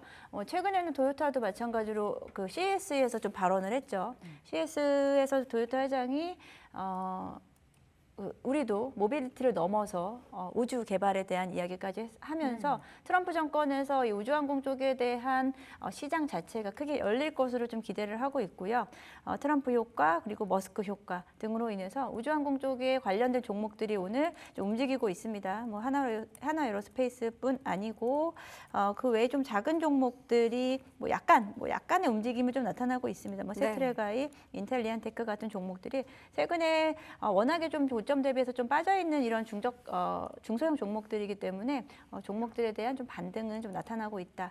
하지만 아직까지 뭐 어떤 기대감에 따라서 움직이는 것이 실질적인 모멘텀은 아직까지는 좀 부족한 상태다라고 좀 생각하고 있습니다. 네. 자, 오늘 시장에서 미국 캘리포니아에서 지금 화재가 발생을 로스앤젤레스죠. 네. 로스앤젤레스에서 지금 화재가 발생을 하고 나서 완전하게 지금 제재가 되지 않고 있는 그런 상황입니다. 굉장히 많은 인파 그리고 많은 그 집들이 다 불탔기 때문에 그 피해 규모가 엄청날 것으로 예상이 되는데 그 때문에 우리나라에서 뭐 재건 관련한 전선 관련한 종목들이 이렇게 오르고 그리고 지금 거기 보면은 사진이나 영상 여러분들 보셨을 겁니다. 마스크를 다들 끼고 다니죠. 이 매캐한 연기 때문에 숨을 쉴 수 없어서 마스크를 끼고 다니기 때문에 우리나라 지금 관련 종목 중에서도 크린앤사이언스 같은 마스크 관련한 종목들이 급등을 하고 있는 거네요. 지금 이제 그 LA 지역에 제가 볼 때는 복구가 거의 뭐 우크라이나 약간 재건 수준으로 좀 이뤄질 정도로 상당히 좀 피해가 크다라고 좀 알려져 있는 상황. 특히 이제 연간 총 경제 생산량이 약 한 1조 불 정도 되는데 이런 부분이 사라질 위기에 있다라고 좀 말씀드릴 수 있을 것 같고 특히 LA 경제 규모가 뉴욕에 이어서 미국에선 두 번째로 크다라고 볼 수 있을 것 같고 여기에 대해서 LA 항구 같은 경우는 미국 수입의 어떤 40%를 처리한 상황이기 때문에 물류에 대한 부분에서도 차질이 분명히 있지 않을까라는 좀 생각, 좀 어떻게 보면 경제 규모에 대한 어떤 피해도 있고요. 그러다 보니까 말씀하셨던 것처럼 재건 수준, 그러다 보니까 뭐 원자재 가격이 상승할 수도 있는 부분들, 사회 인프라 기업에 대한 부분에서 좀 집중도가 있는 상황. 그러다 보니까 뭐 도로라든지 전력, 여기에 또 하우스 에너지, 여기에 플러스 말씀하셨던 것처럼 뭐 이제 공기 질 관련된 부분, 공조 쪽, 마스크 쪽 이런 쪽으로 제가 볼 때는 확대되고 있지 않나라고 생각을 하고 있고요. 여기에 더해서 미국 같은 경우는 또 이제 아무래도 관세라든지 또 채권 발행을 통해서 또 인플레이션에 대한 부분까지 야기할 수 있는 부분 여러 가지 좀 잠재적인 리스크와 좀 관련된 부분이 있기 때문에 지금 상황에서 좀 테마로 움직이는 부분들 물론 이제 단기 트레이딩으로 보시는 것도 제가 볼 때는 맞겠습니다만 이런 부분을 좀 더 확대해서 보게 된다고 하면 상당히 좀 이런 미국 경제에 있어서 이런 부분들 좀 어떻게 보면 공격적인 금리 인하의 압박뿐만 아니라 트럼프의 어떤 행정부의 강한 드라이버가 또 나올 수 있는 상황이기 때문에 이를 대비해서 우리나라에도 어떤 좀 대책이 필요하지 않을까 생각을 하고 있고요. 그런 측면에서 앞에서 말씀드렸던 것처럼 이번 주 목요일 날 우리나라의 좀 금리에 대한 부분은 상당히 좀 중요한 어떤 관건으로 떠오르고 있지 않나 생각을 하고 있습니다. 네, 우리나라는 사실 미국이 기준금리 인하를 하지 못해도 내부적으로 워낙 경기 상황이 좋지 않기 때문에 인하를 추가적으로 할 것이다 쪽으로 관측이 되고 있는데요. 미국 같은 경우에는 지금 상황에서 뭐 금리 인하를 단행할 수밖에 없는 상황인 건지 아니면은 지금 예상대로 계속해서 동결 기조로 이어가게 될지 여부도 지켜보셔야겠습니다. 자, 양시장의 움직임 계속해서 비슷합니다. 코스피는 0.28% 하락, 그리고 코스닥은 0.14% 하락인데요. 특징적인 종목 뭐 보이십니까? 네, 앞서 말씀하신 부분 더 추가적으로 말씀을 드리면 사실 이게 좀 중장기적인 관점에서 LA 산불에 대한 피해가 미국 경제 그리고 우리나라에까지 미친 영향이 좀 크지 않을까라고 좀 생각을 하고 있습니다. 그런 부분들을 통해서 지금 오늘은 뭐 등락 관련된 종목들은 테마로 움직이긴 합니다만 또 대형주들이 오늘 전반적으로 다시 또 꺾이고 있네요. 현대차가 2% 넘게 다시 또 빠지고 삼성전자, SK하이닉스도 1%대 보여주면서 지금 대형주들의 흐름이 상당히 약세 흐름을 나타내고 있는 반면에 지금 특징적인 종목이라기보다 섹터 앞서서도 우리 화장품 섹터 이야기를 했었죠. 네. 코스맥스가 지금 7% 넘는 급등이 나오고 실리콘투가 이제 4% 넘는 상승세를 좀 보여주면서 앞서 말씀드린 대로 이제 실적 시즌에 맞게 실적 관련된 종목들이 개별적으로 움직임이 나타나지 않을까라고 생각하고 있습니다. 코스맥스 같은 경우에도 워낙에 좀 많이 빠져 있는 상황 속에서 증권가에서는 3분기 실적 개선이 나타날 경우에는 주가 반등이 나타난다. 그 목표가 상향이 약간 이루어진 상황이고요. 그렇다고 목표가가 크게 뭐 확 올릴 수는 있는 상황은 좀 아닙니다. 그래서 코스맥스 그리고 실리콘투도 마찬가지로 오늘 좀 반등이 좀 나오고 있다. CNC 인터내셔널 고점 대비해서 거의 이 종목 같은 경우도 거의 3분의 1 토막이 난 상황이기 때문에 이런 종목들에서의 어떤 단기적인 기회는 찾을 수 있을 거다라고 좀 보고 있고요. 동반해서 한 섹터 보게 되면은 지금 오늘 엔터주들도 지난주에 이어서 추가적인 상승이 좀 나타나고 있죠. 지난주에는 하이브 같은 경우가 전 거래일 금요일장에서 지금 7% 가까운 상승세를 보여줬는데 오늘 추가 상승이 나타나면서 뭐 최근에는 BTS 완전체, 뭐 정국이 6월에 제대를 한다 이런 기사화를 통해서 뭐 BTS, 블랙핑크 등의 대형 아티스트들 그리고 신규 아티스트들의 진입 등을 통해서 오늘 SM도 1% 상승 나타나면서 이런 좀 중소 섹터 쪽에서의 반등이 조금 더 기대가 되는 상황이다라고 말씀드리겠습니다. 네, 오늘 장에서 대형주가 좀 주춤한 가운데 지수의 낙폭은 제한적입니다. 오늘 시장에서 지금 로봇 관련한 종목들도 상승 전환을 시도를 하고 있습니다. 레인보우 로보틱스는 1.5%, 두산 로보틱스가 1.8%대 지금 상승 전환에 성공을 했고요. 그리고 금융주 움직임이 최근에 계속해서 견조하죠. 오늘 메리츠 금융지주가 또다시 신고가 가장 탄력이 좋습니다. 3% 이상의 강세, KB금융도 2%대 3% 넘게 강세를 보이면서 최근 상승 추세를 다시 한번 밟고 있는 상황입니다. 금융주에 대한 이번 연도의 관점, 우리 이사님도 긍정적이십니까? 일단은 우리나라는 말씀하셨던 것처럼 금리 인하의 어떤 길을 좀 가려고 하는 부분이 있다라고 말씀드릴 수 있을 것 같습니다. 사실 뭐 미국의 어떤 경제 상황보다도 우리나라 같은 경우는 오히려 금리와 관련된 부분들이 주식시장보다는 오히려 부동산 시장과 관련된 부분이 좀 더 강하기 때문에 이와 관련된 부분에서 금리 인하에 대한 부분들, 하지만 현재 지금 은행 같은 경우는 뭐 예대 마진 자체가 계속해서 늘어나고 있는 상황이기 때문에 뭐 금리 인하에 대한 부분들이 좀 드라이버가 된다 하더라도 금융주 같은 경우가 특별하게 마진 훼손이 좀 일어나지 않을 것으로 보이고 있습니다. 뭐 그런 측면에서 보게 된다고 하면 올해도 저는 금융주 좀 그나마 좀 괜찮지 않을까라는 좀 생각을 하고 있고요. 특히 작년 같은 경우 KB금융의 좀 차트를 보게 되면 상당히 좀 아웃퍼폼했던 모습이 나왔는데요. 그런 부분들이 저는 올해도 계속 지속되지 않을까라는 좀 생각을 하고 있습니다. 여기에 더해서 어떻게 보면은 추경 관련된 부분도 계속 체크해볼 필요가 있지 않을까라는 좀 생각을 하면서 미국도 지금 금융주에 관련된 부분들 대형 규제를 좀 풀면서 여기에 또 고금리에 대한 부분이 계속 지속되고 있는 부분이 있습니다만 우리나라 같은 경우도 금리 인하에 대한 부분들을 버튼을 누를 수도 있겠습니다만 여전히 좀 금리에 대한 부분이 여전히 서민들에게 상당히 힘든 부분, 이런 부분들이 은행에게는 오히려 제가 볼 때는 모멘텀이 되지 않을까 생각하면서 올해 같은 경우도 제가 볼 때는 주주 환원뿐만 아니라 금리와 관련된 부분에서 좀 모멘텀이 있지 않을까 생각하면서 금융주는 계속해서 체크해볼 필요가 있지 않을까 생각하고 있습니다. 네, 밸류업 프로젝트와 또 실적 이 두 가지 모멘텀을 가지고 지난 연도에 금융업종, 특히나 금융 지주사 종목들에 있어서의 주가의 상승세가 대단했는데요. 그러한 에너지가 금융 지주사들도 좋지만 올해에는 증권업종으로도 번지지 않을까라는 기대감이 있는 상황입니다. 물론 그 밸류업 관련해서 얼마나 빨리 증권사들에서 더 많은 노력들을 하는지 여부가 가장 관건이 될 것 같고요. 최근에 이제 우리나라 주식시장으로도 다시 한번 좀 수급의 쏠림이 나타나고 있는 가운데 미국도 한국도 어느 시장이든 좋기만 한다면 증권사의 브로커리지 그 수수료가 더 늘어날 것이다라는 기대감이 있기 때문에 금융, 증권 쪽 계속해서 지켜보실 만할 것 같습니다. 자, 오늘 전체적인 시장 분위기를 보자면 일단 반도체 쪽과 또 2차 전지 쪽은 전멸입니다. 모두 파란불을 켜고 있는데요. 현재 삼성전자 1%대 하락, 하이닉스도 SK하이닉스도 1% 가까이 하락하고 있고 2차 전지 관련한 종목들 하락하는 가운데 장 초반부터 올랐던 전선 관련한 종목들 일부만 상승세 보입니다. 방금 전에 있었던 금융주 가운데서는 KB금융과 메리츠금융지주가 가장 여전히 탄력이 좋고요. 그리고 지주사 가운데서는 한진칼의 주가가 5% 가까이 상승세 보이고 있고 오늘은 중소형 금융지주사들의 움직임이 좋습니다. BNK금융지주와 JB금융지주가 가장 탄력이 좋고요. 운수장비 그리고 여기 보니까 자동차 또 조선 이런 종목들이 몰려 있는데 오늘은 한화 에어로스페이스만이 유일하게 빨간불을 켜고 있습니다. 제약바이오 섹터 오늘장 장 초반부터 가장 탄력이 좋죠. 삼성바이오로직스가 3.7% 탄력이 좋고요. 대웅제약 그리고 휴젤 등의 종목들도 빨간불 여전히 들어오고 있고 오늘 HLB 그룹주의 움직임도 전반적으로 좋습니다. 기기장비 쪽에서는 원전 관련해서 지난주부터 계속 모멘텀을 받고 있는 두산 에너빌리티 좋고요. 두산 그룹주가 전반적으로 주가 좋은 것 같습니다. 두산 밥켓의 주가도 오늘장 상승세, 음식료 안에서는 삼양식품이 눈에 띄고 화학섹터 안에서는 화장품 관련된 종목들에만 빨간불이 유독 들어오고 있습니다.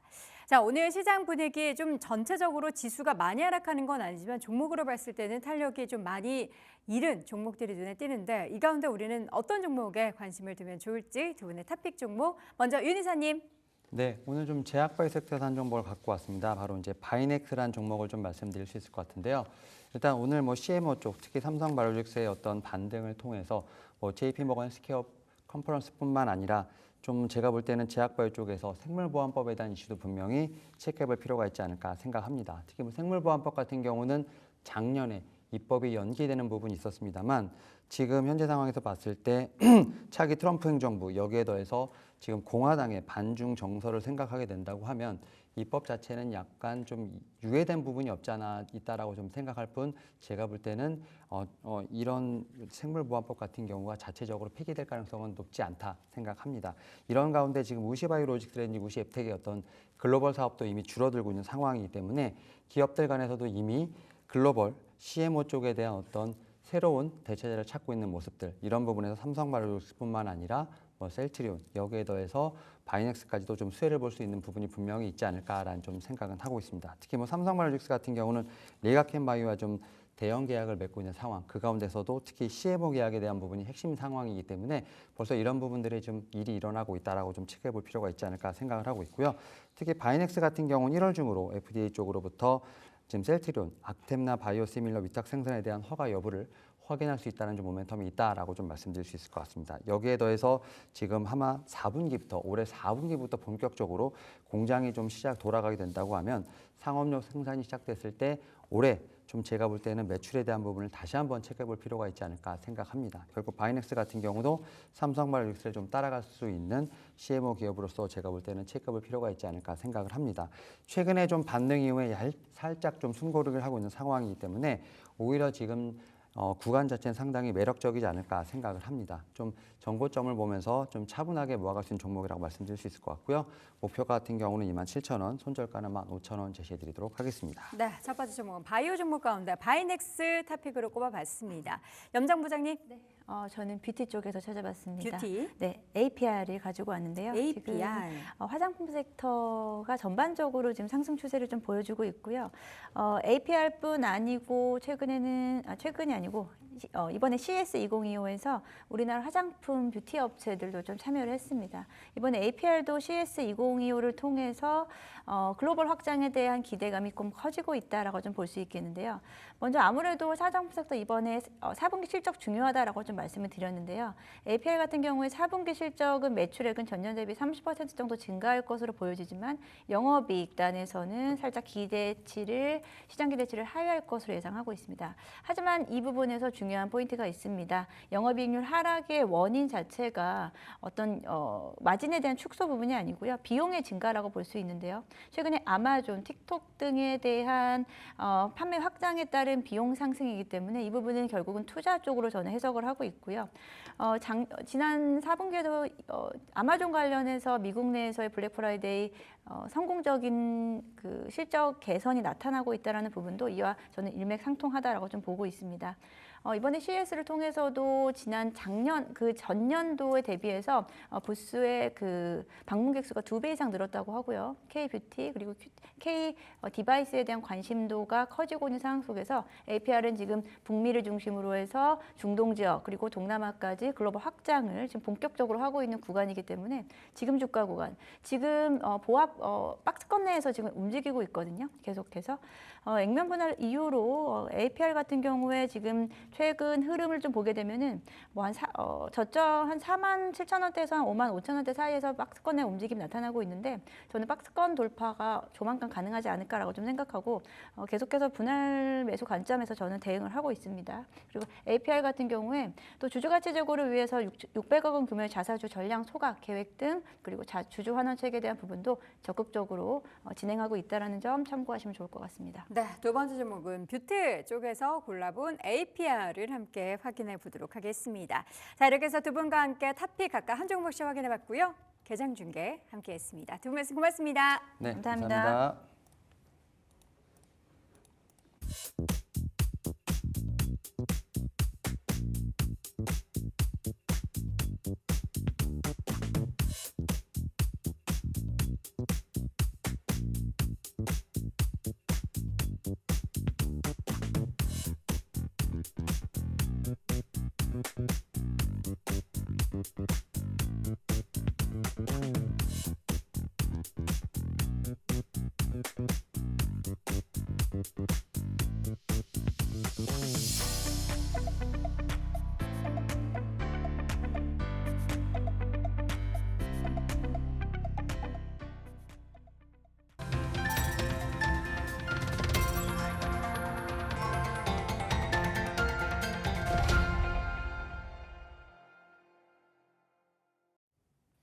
네, 도널드 트럼프 미국 대통령의 취임, 그리고 나서 과연 미국의 경제와 또 그에 미치는 영향을 미치는 국내의 경제는 어떠한 변화를 만들어낼까요? 오늘은 트럼프 2기 주목할 정책 변수들 그리고 시장의 전망에 대한 이야기까지 이분 모시고 들어보겠습니다. 미중산업경제연구소 조용찬 소장과 함께합니다. 소장님 어서 오세요. 예, 안녕하십니까? 네, 반갑습니다. 트럼프 당선인이 취임을 하고 나서의 변화, 사실 취임하기 전부터도 걱정도 있었고 기대도 있었습니다. 사실 우리나라 입장에서는 굉장한 걱정이 되고 있는데 지금 상황 속에서 과연 앞으로 미국 시장, 주식 시장만 두고 봤을 때는 취임 이후의 주가의 움직임은 어떨 거라고 보십니까? 아무래도 취임 이후에는 변동성이 좀 무척 클 것으로 보여지는데요. 트럼프 입장에서는 이례적인 속도로 참모들, 장관들 인선이 거의 끝난 상태고요. 이로 인해서 앞으로 정책 추진도 상당히 빨라진다고 합니다. 미국 대통령 같은 경우에는 취임 100일 동안이 가장 그 힘이 강한 시절이기 때문에 그동안의 그 인플레이션 문제라든지 불법 이민과 관련돼서 아무래도 강력한 정책을 추진할 수밖에 없는데요. 이렇게 된다면은 트럼프의 주요 정책들은 대략적인 판명이 났지만 정책 운영과 관련된 내용들은 막상 뚜껑을 열지 않고서는 알 수가 없다는 겁니다. 이 때문에 미국의 불확실성과 관련된 지표들이 상당히 지금 그 높은 수준까지 올라오고 있는데요. 통상 정책이라든지 재정 정책과 관련된 불확실성이 크다 보니까 미국의 주식 투자자들 같은 경우에도 투자를 선뜻 좀 망설이는 부분이고요. 현재 미국의 주식과 관련된 기대 수익률이 4.5%에 불과합니다. 10년물 국채 수익률 같은 경우에는 인플레이션 우려로 4.7%까지 올라왔기 때문에 워렌 버핏을 비롯해서 많은 연기금 투자자들 같은 경우에는 주식시장에 선뜻 지금 나서지 않고 있는 그런 모습인데요. 이런 측면에서 보면은 미국 주식시장 같은 경우에는 당분간 좀 조정 국면이 길어지지 않을까 보여집니다. 네. 조정 국면에 있어서 전체적으로 시장을 긍정적으로 보는 분들은 조정 시 매수의 관점을 이야기하던데 아무래도 지금 미국 경제는 글로벌 증시나 글로벌 경제 대비해서 워낙에 탄탄하고 계속해서 고용도 탄탄하게 유지가 되고 있기 때문에 미국 주식도 그만큼 탄탄하지 않을까 싶은데 또 여기에 불확실성, 트럼프 정권이라는 불확실성이 붙어있는 그런 상황 속에서 과연 조정 시 매수 괜찮을까요? 조정 시 매수하시는 정책들 같은 경우에는 조금 부담이 되지 않을까 보시는데 아무래도 가장 중요한 건 트럼프 같은 경우는 월가에서는 소란스러운 셀럽이라고 합니다. 그야말로 SNS를 통해서 뜬금없이 여러 가지 정책안들을 앞으로 100일 동안에 계속 발표를 할 것으로 보여지는데요. 이 때문에 미국 대통령 같은 경우는 취임 후에 가장 먼저 해야 될 부분이 추가 관세와 관련된 대통령령으로 집행할 가능성이 높습니다. 이렇게 되면 상대 국가들 같은 경우에도 미국에 대해서 보복 관세를 부과하게 되는데요. 이렇게 되면 물가 상승 압력도 높아질 뿐만 아니라 성장률이 떨어질 수가 있다는 거고요. 두 번째로는 불법 이민자를 강제 추방하는 정책들을 펴게 되는데 아무래도 대규모 송환에 따라서 필요한 그 비상 사태를 선언할 가능성이 크고요. 이렇게 되면 군을 동원할 가능성이 높습니다. 이제 문제는 미국의 노동력의 4%는 불법 이민자에게 나오는데요. 이 중에서 3D 업종이라고 할 수 있는 농업이라든지 제조업이라든지 그리고 건축 현장들 같은 경우에는 인건비 상승 압력이 상당히 세질 수밖에 없습니다. 이로 인해서 미국의 인플레이션 압력이 커진다면은 조금 전에도 말씀드렸듯이 미국의 가장 기본이 되는 10년물 국제 수익률이 4.9%까지 높아지게 되는데요. 이 정도가 된다면은 주식시장의 기대 수익률이 떨어지기 때문에 연기금이나 장기 투자가들 그리고 해외 투자가들이 선뜻 미국 증시에 투자를 망설이지 않을까 보여집니다. 네. 자, 이 가운데 다양한 트럼프 행정부가 앞으로 행보를 어떻게 나타날지 그 다양한 부분에 대해서 면밀히 좀 확인해 보셔야 할 텐데 앞서 말씀해 주셨던 뭐 관세나 이민자 이야기도 있고요.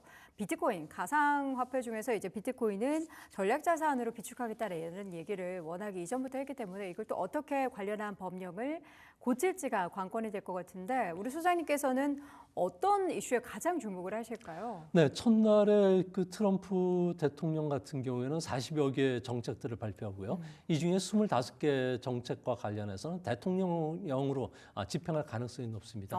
이 중에 보면은 AI라든지 암호자산, 우주 개발, 에너지와 관련된 규제 완화가 주시장에 가장 큰 영향을 미칠 것으로 보여지는데요. 반도체뿐만 아니라 자본재, 에너지 관련 산업들에게는 좀 수혜가 되지 않을까 보여집니다.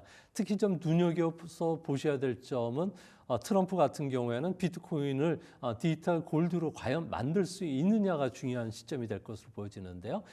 트럼프 같은 경우는 암호자산 업계에 엄격한 단속을 해왔던 SEC의 캔들러 위원장 같은 경우에도 자기가 취임하는 날 해고시키겠다고 이야기를 했는데 캔슬러 위원장 같은 경우에도 취임에 맞춰서 퇴임하겠다고 했기 때문에 암호화폐와 관련된 규제 완화가 진행되지 않을까 보여집니다.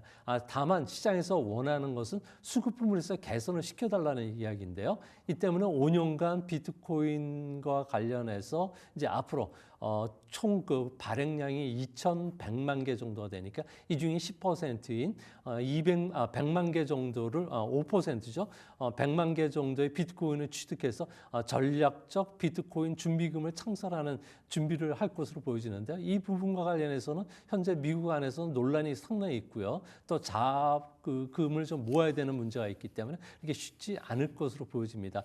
또 한 가지는 트럼프 같은 경우는 미국의 석유라든지 천연가스 생산량을 18개월 내 2배 정도 계속 늘려나가는 쪽으로 방향을 잡고 있고 이로 인해서 가격도 절반 이하로 좀 낮추겠다고 이야기를 했습니다.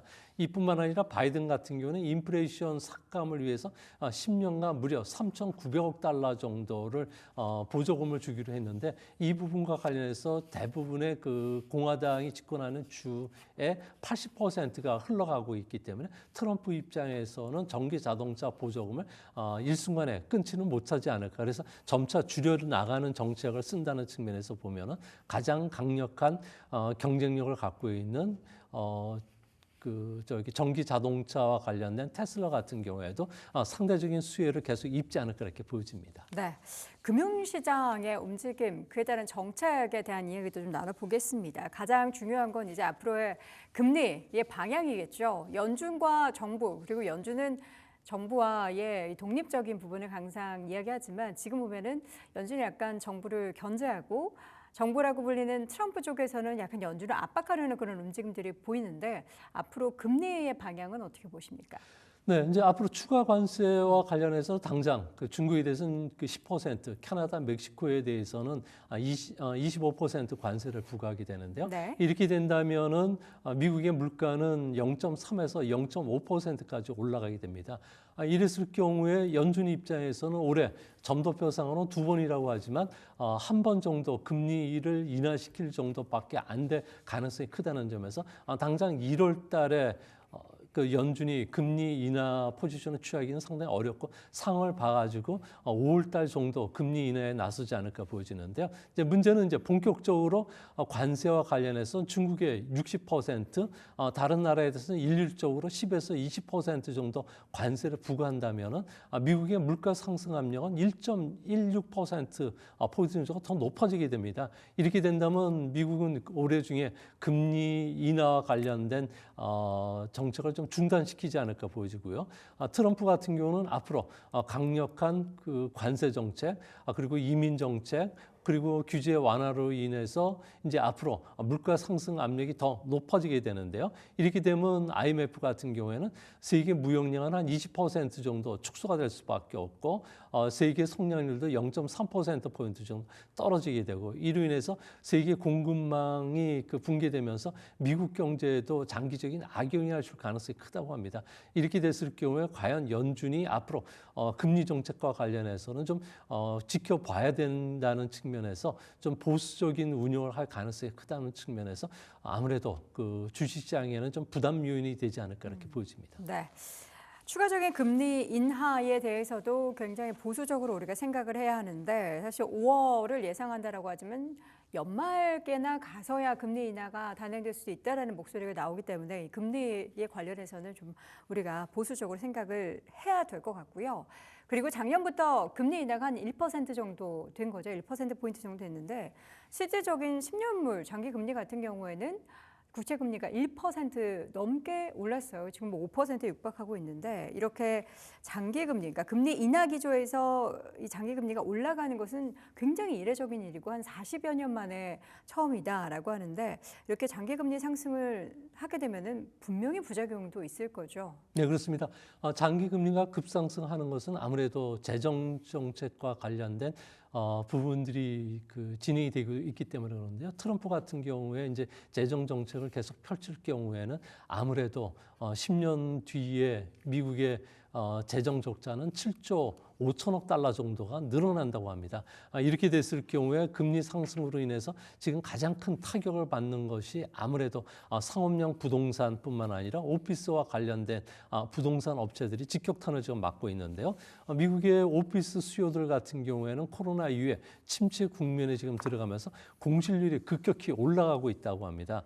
이 때문에 2026년 정도가 되면은 미국 전체 사무실 면적의 4분의 1 정도가 공실이 될 가능성이 크게 되고요. 이 때문에 대형 개발 업체들 같은 경우에는 내년 말까지 만기가 도로는 1조 5천억 달러에 대해서 한 25% 전후는 아무래도 상환이 상당히 어려워지면서 사업용 부동산과 관련된 디폴트들이 상당히 일어나지 않을까 보여집니다. 여기에 덮친 격으로 집합주택이라고 해서 뭐 콘도미니엄 같이 조금 교외 지역에 멋진 주택들이 있는데요. 여기도 지금 가격이 정점 대비 20% 정도 하락한 상태라고 합니다.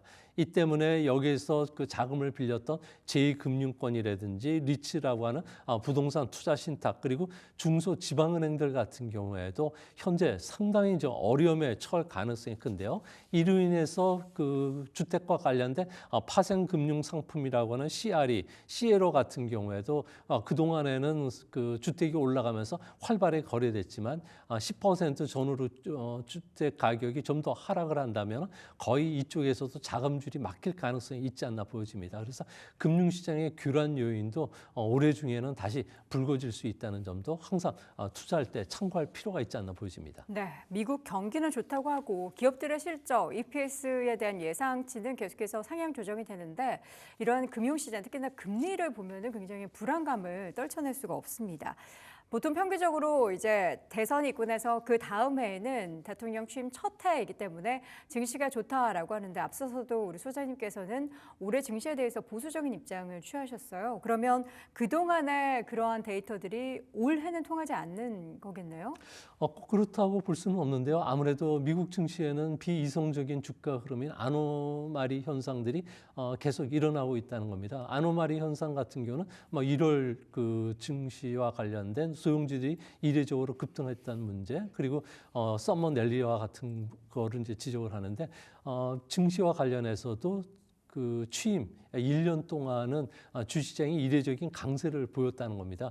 1960년 이후에 증시를 보면은 11번 취임 이후에 주식시장이 상승했고요. 이 중에 또 5번 정도는 하락을 했는데 이때는 또 리세션에 경기 침체 국면에 빠졌을 때라고 합니다. 트럼프 2기 같은 경우에도 S&P 500 기업들 같은 경우에는 1조 5천억 달러 정도 설비 투자라든지 또 구매 금액을 매년 집행한다는 측면, 그리고 조금 전에도 앵커님께서 말씀하셨듯이 100bp 정도 금리 인하에 따라서 리세션에 빠질 가능성은 없지만 현재 가장 중요한 건 기업 실적들이 시장이 예상했던 것만큼 눈높이를 충분히 충족시켜 줄 수 있느냐, 그리고 트럼프의 여러 가지 규제 완화라든지 이게 인플레이션에 어느 정도 악영향을 미치느냐가 중요한데요.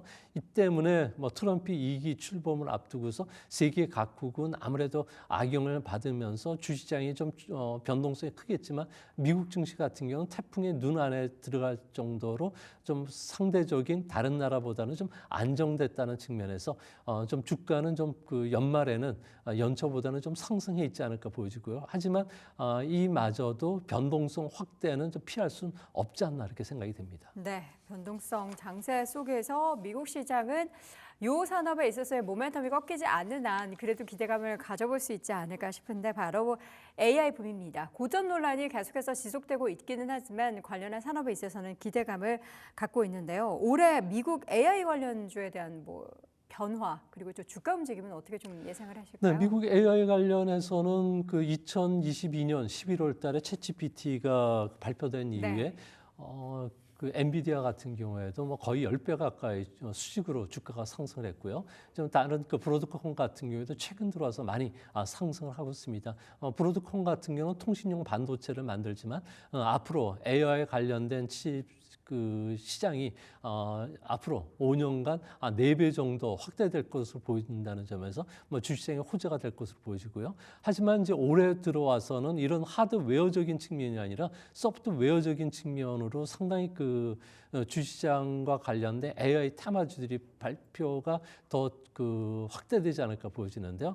이 때문에 그 소프트웨어와 관련된 개발 기업들 그리고 AI와 관련된 새로운 생태계로 전환된다는 측면에서 앞으로도 그 AI 관련 종목들 같은 경우에도 계속 그 주시장에 각광을 받지만 주요 테마들이 하드웨어에서 소프트웨어라든지 다른 산업으로 좀 확산이 되면서 이를 통해서 생산성을 늘려가는 기업들의 수혜가 좀 더 확산되지 않을까 이렇게 보여집니다. 네, 큰 산업 안에서의 그 기존을 이어가겠지만 관련한 기업단에서는 하드웨어 관련한 기업들만 계속해서 올랐다면 작년부터 시작된 소프트웨어 관련된 종목들에 대한 관심, 그러한 흐름은 올해도 지속될 거다라는 말씀 정리해 보도록 하겠습니다.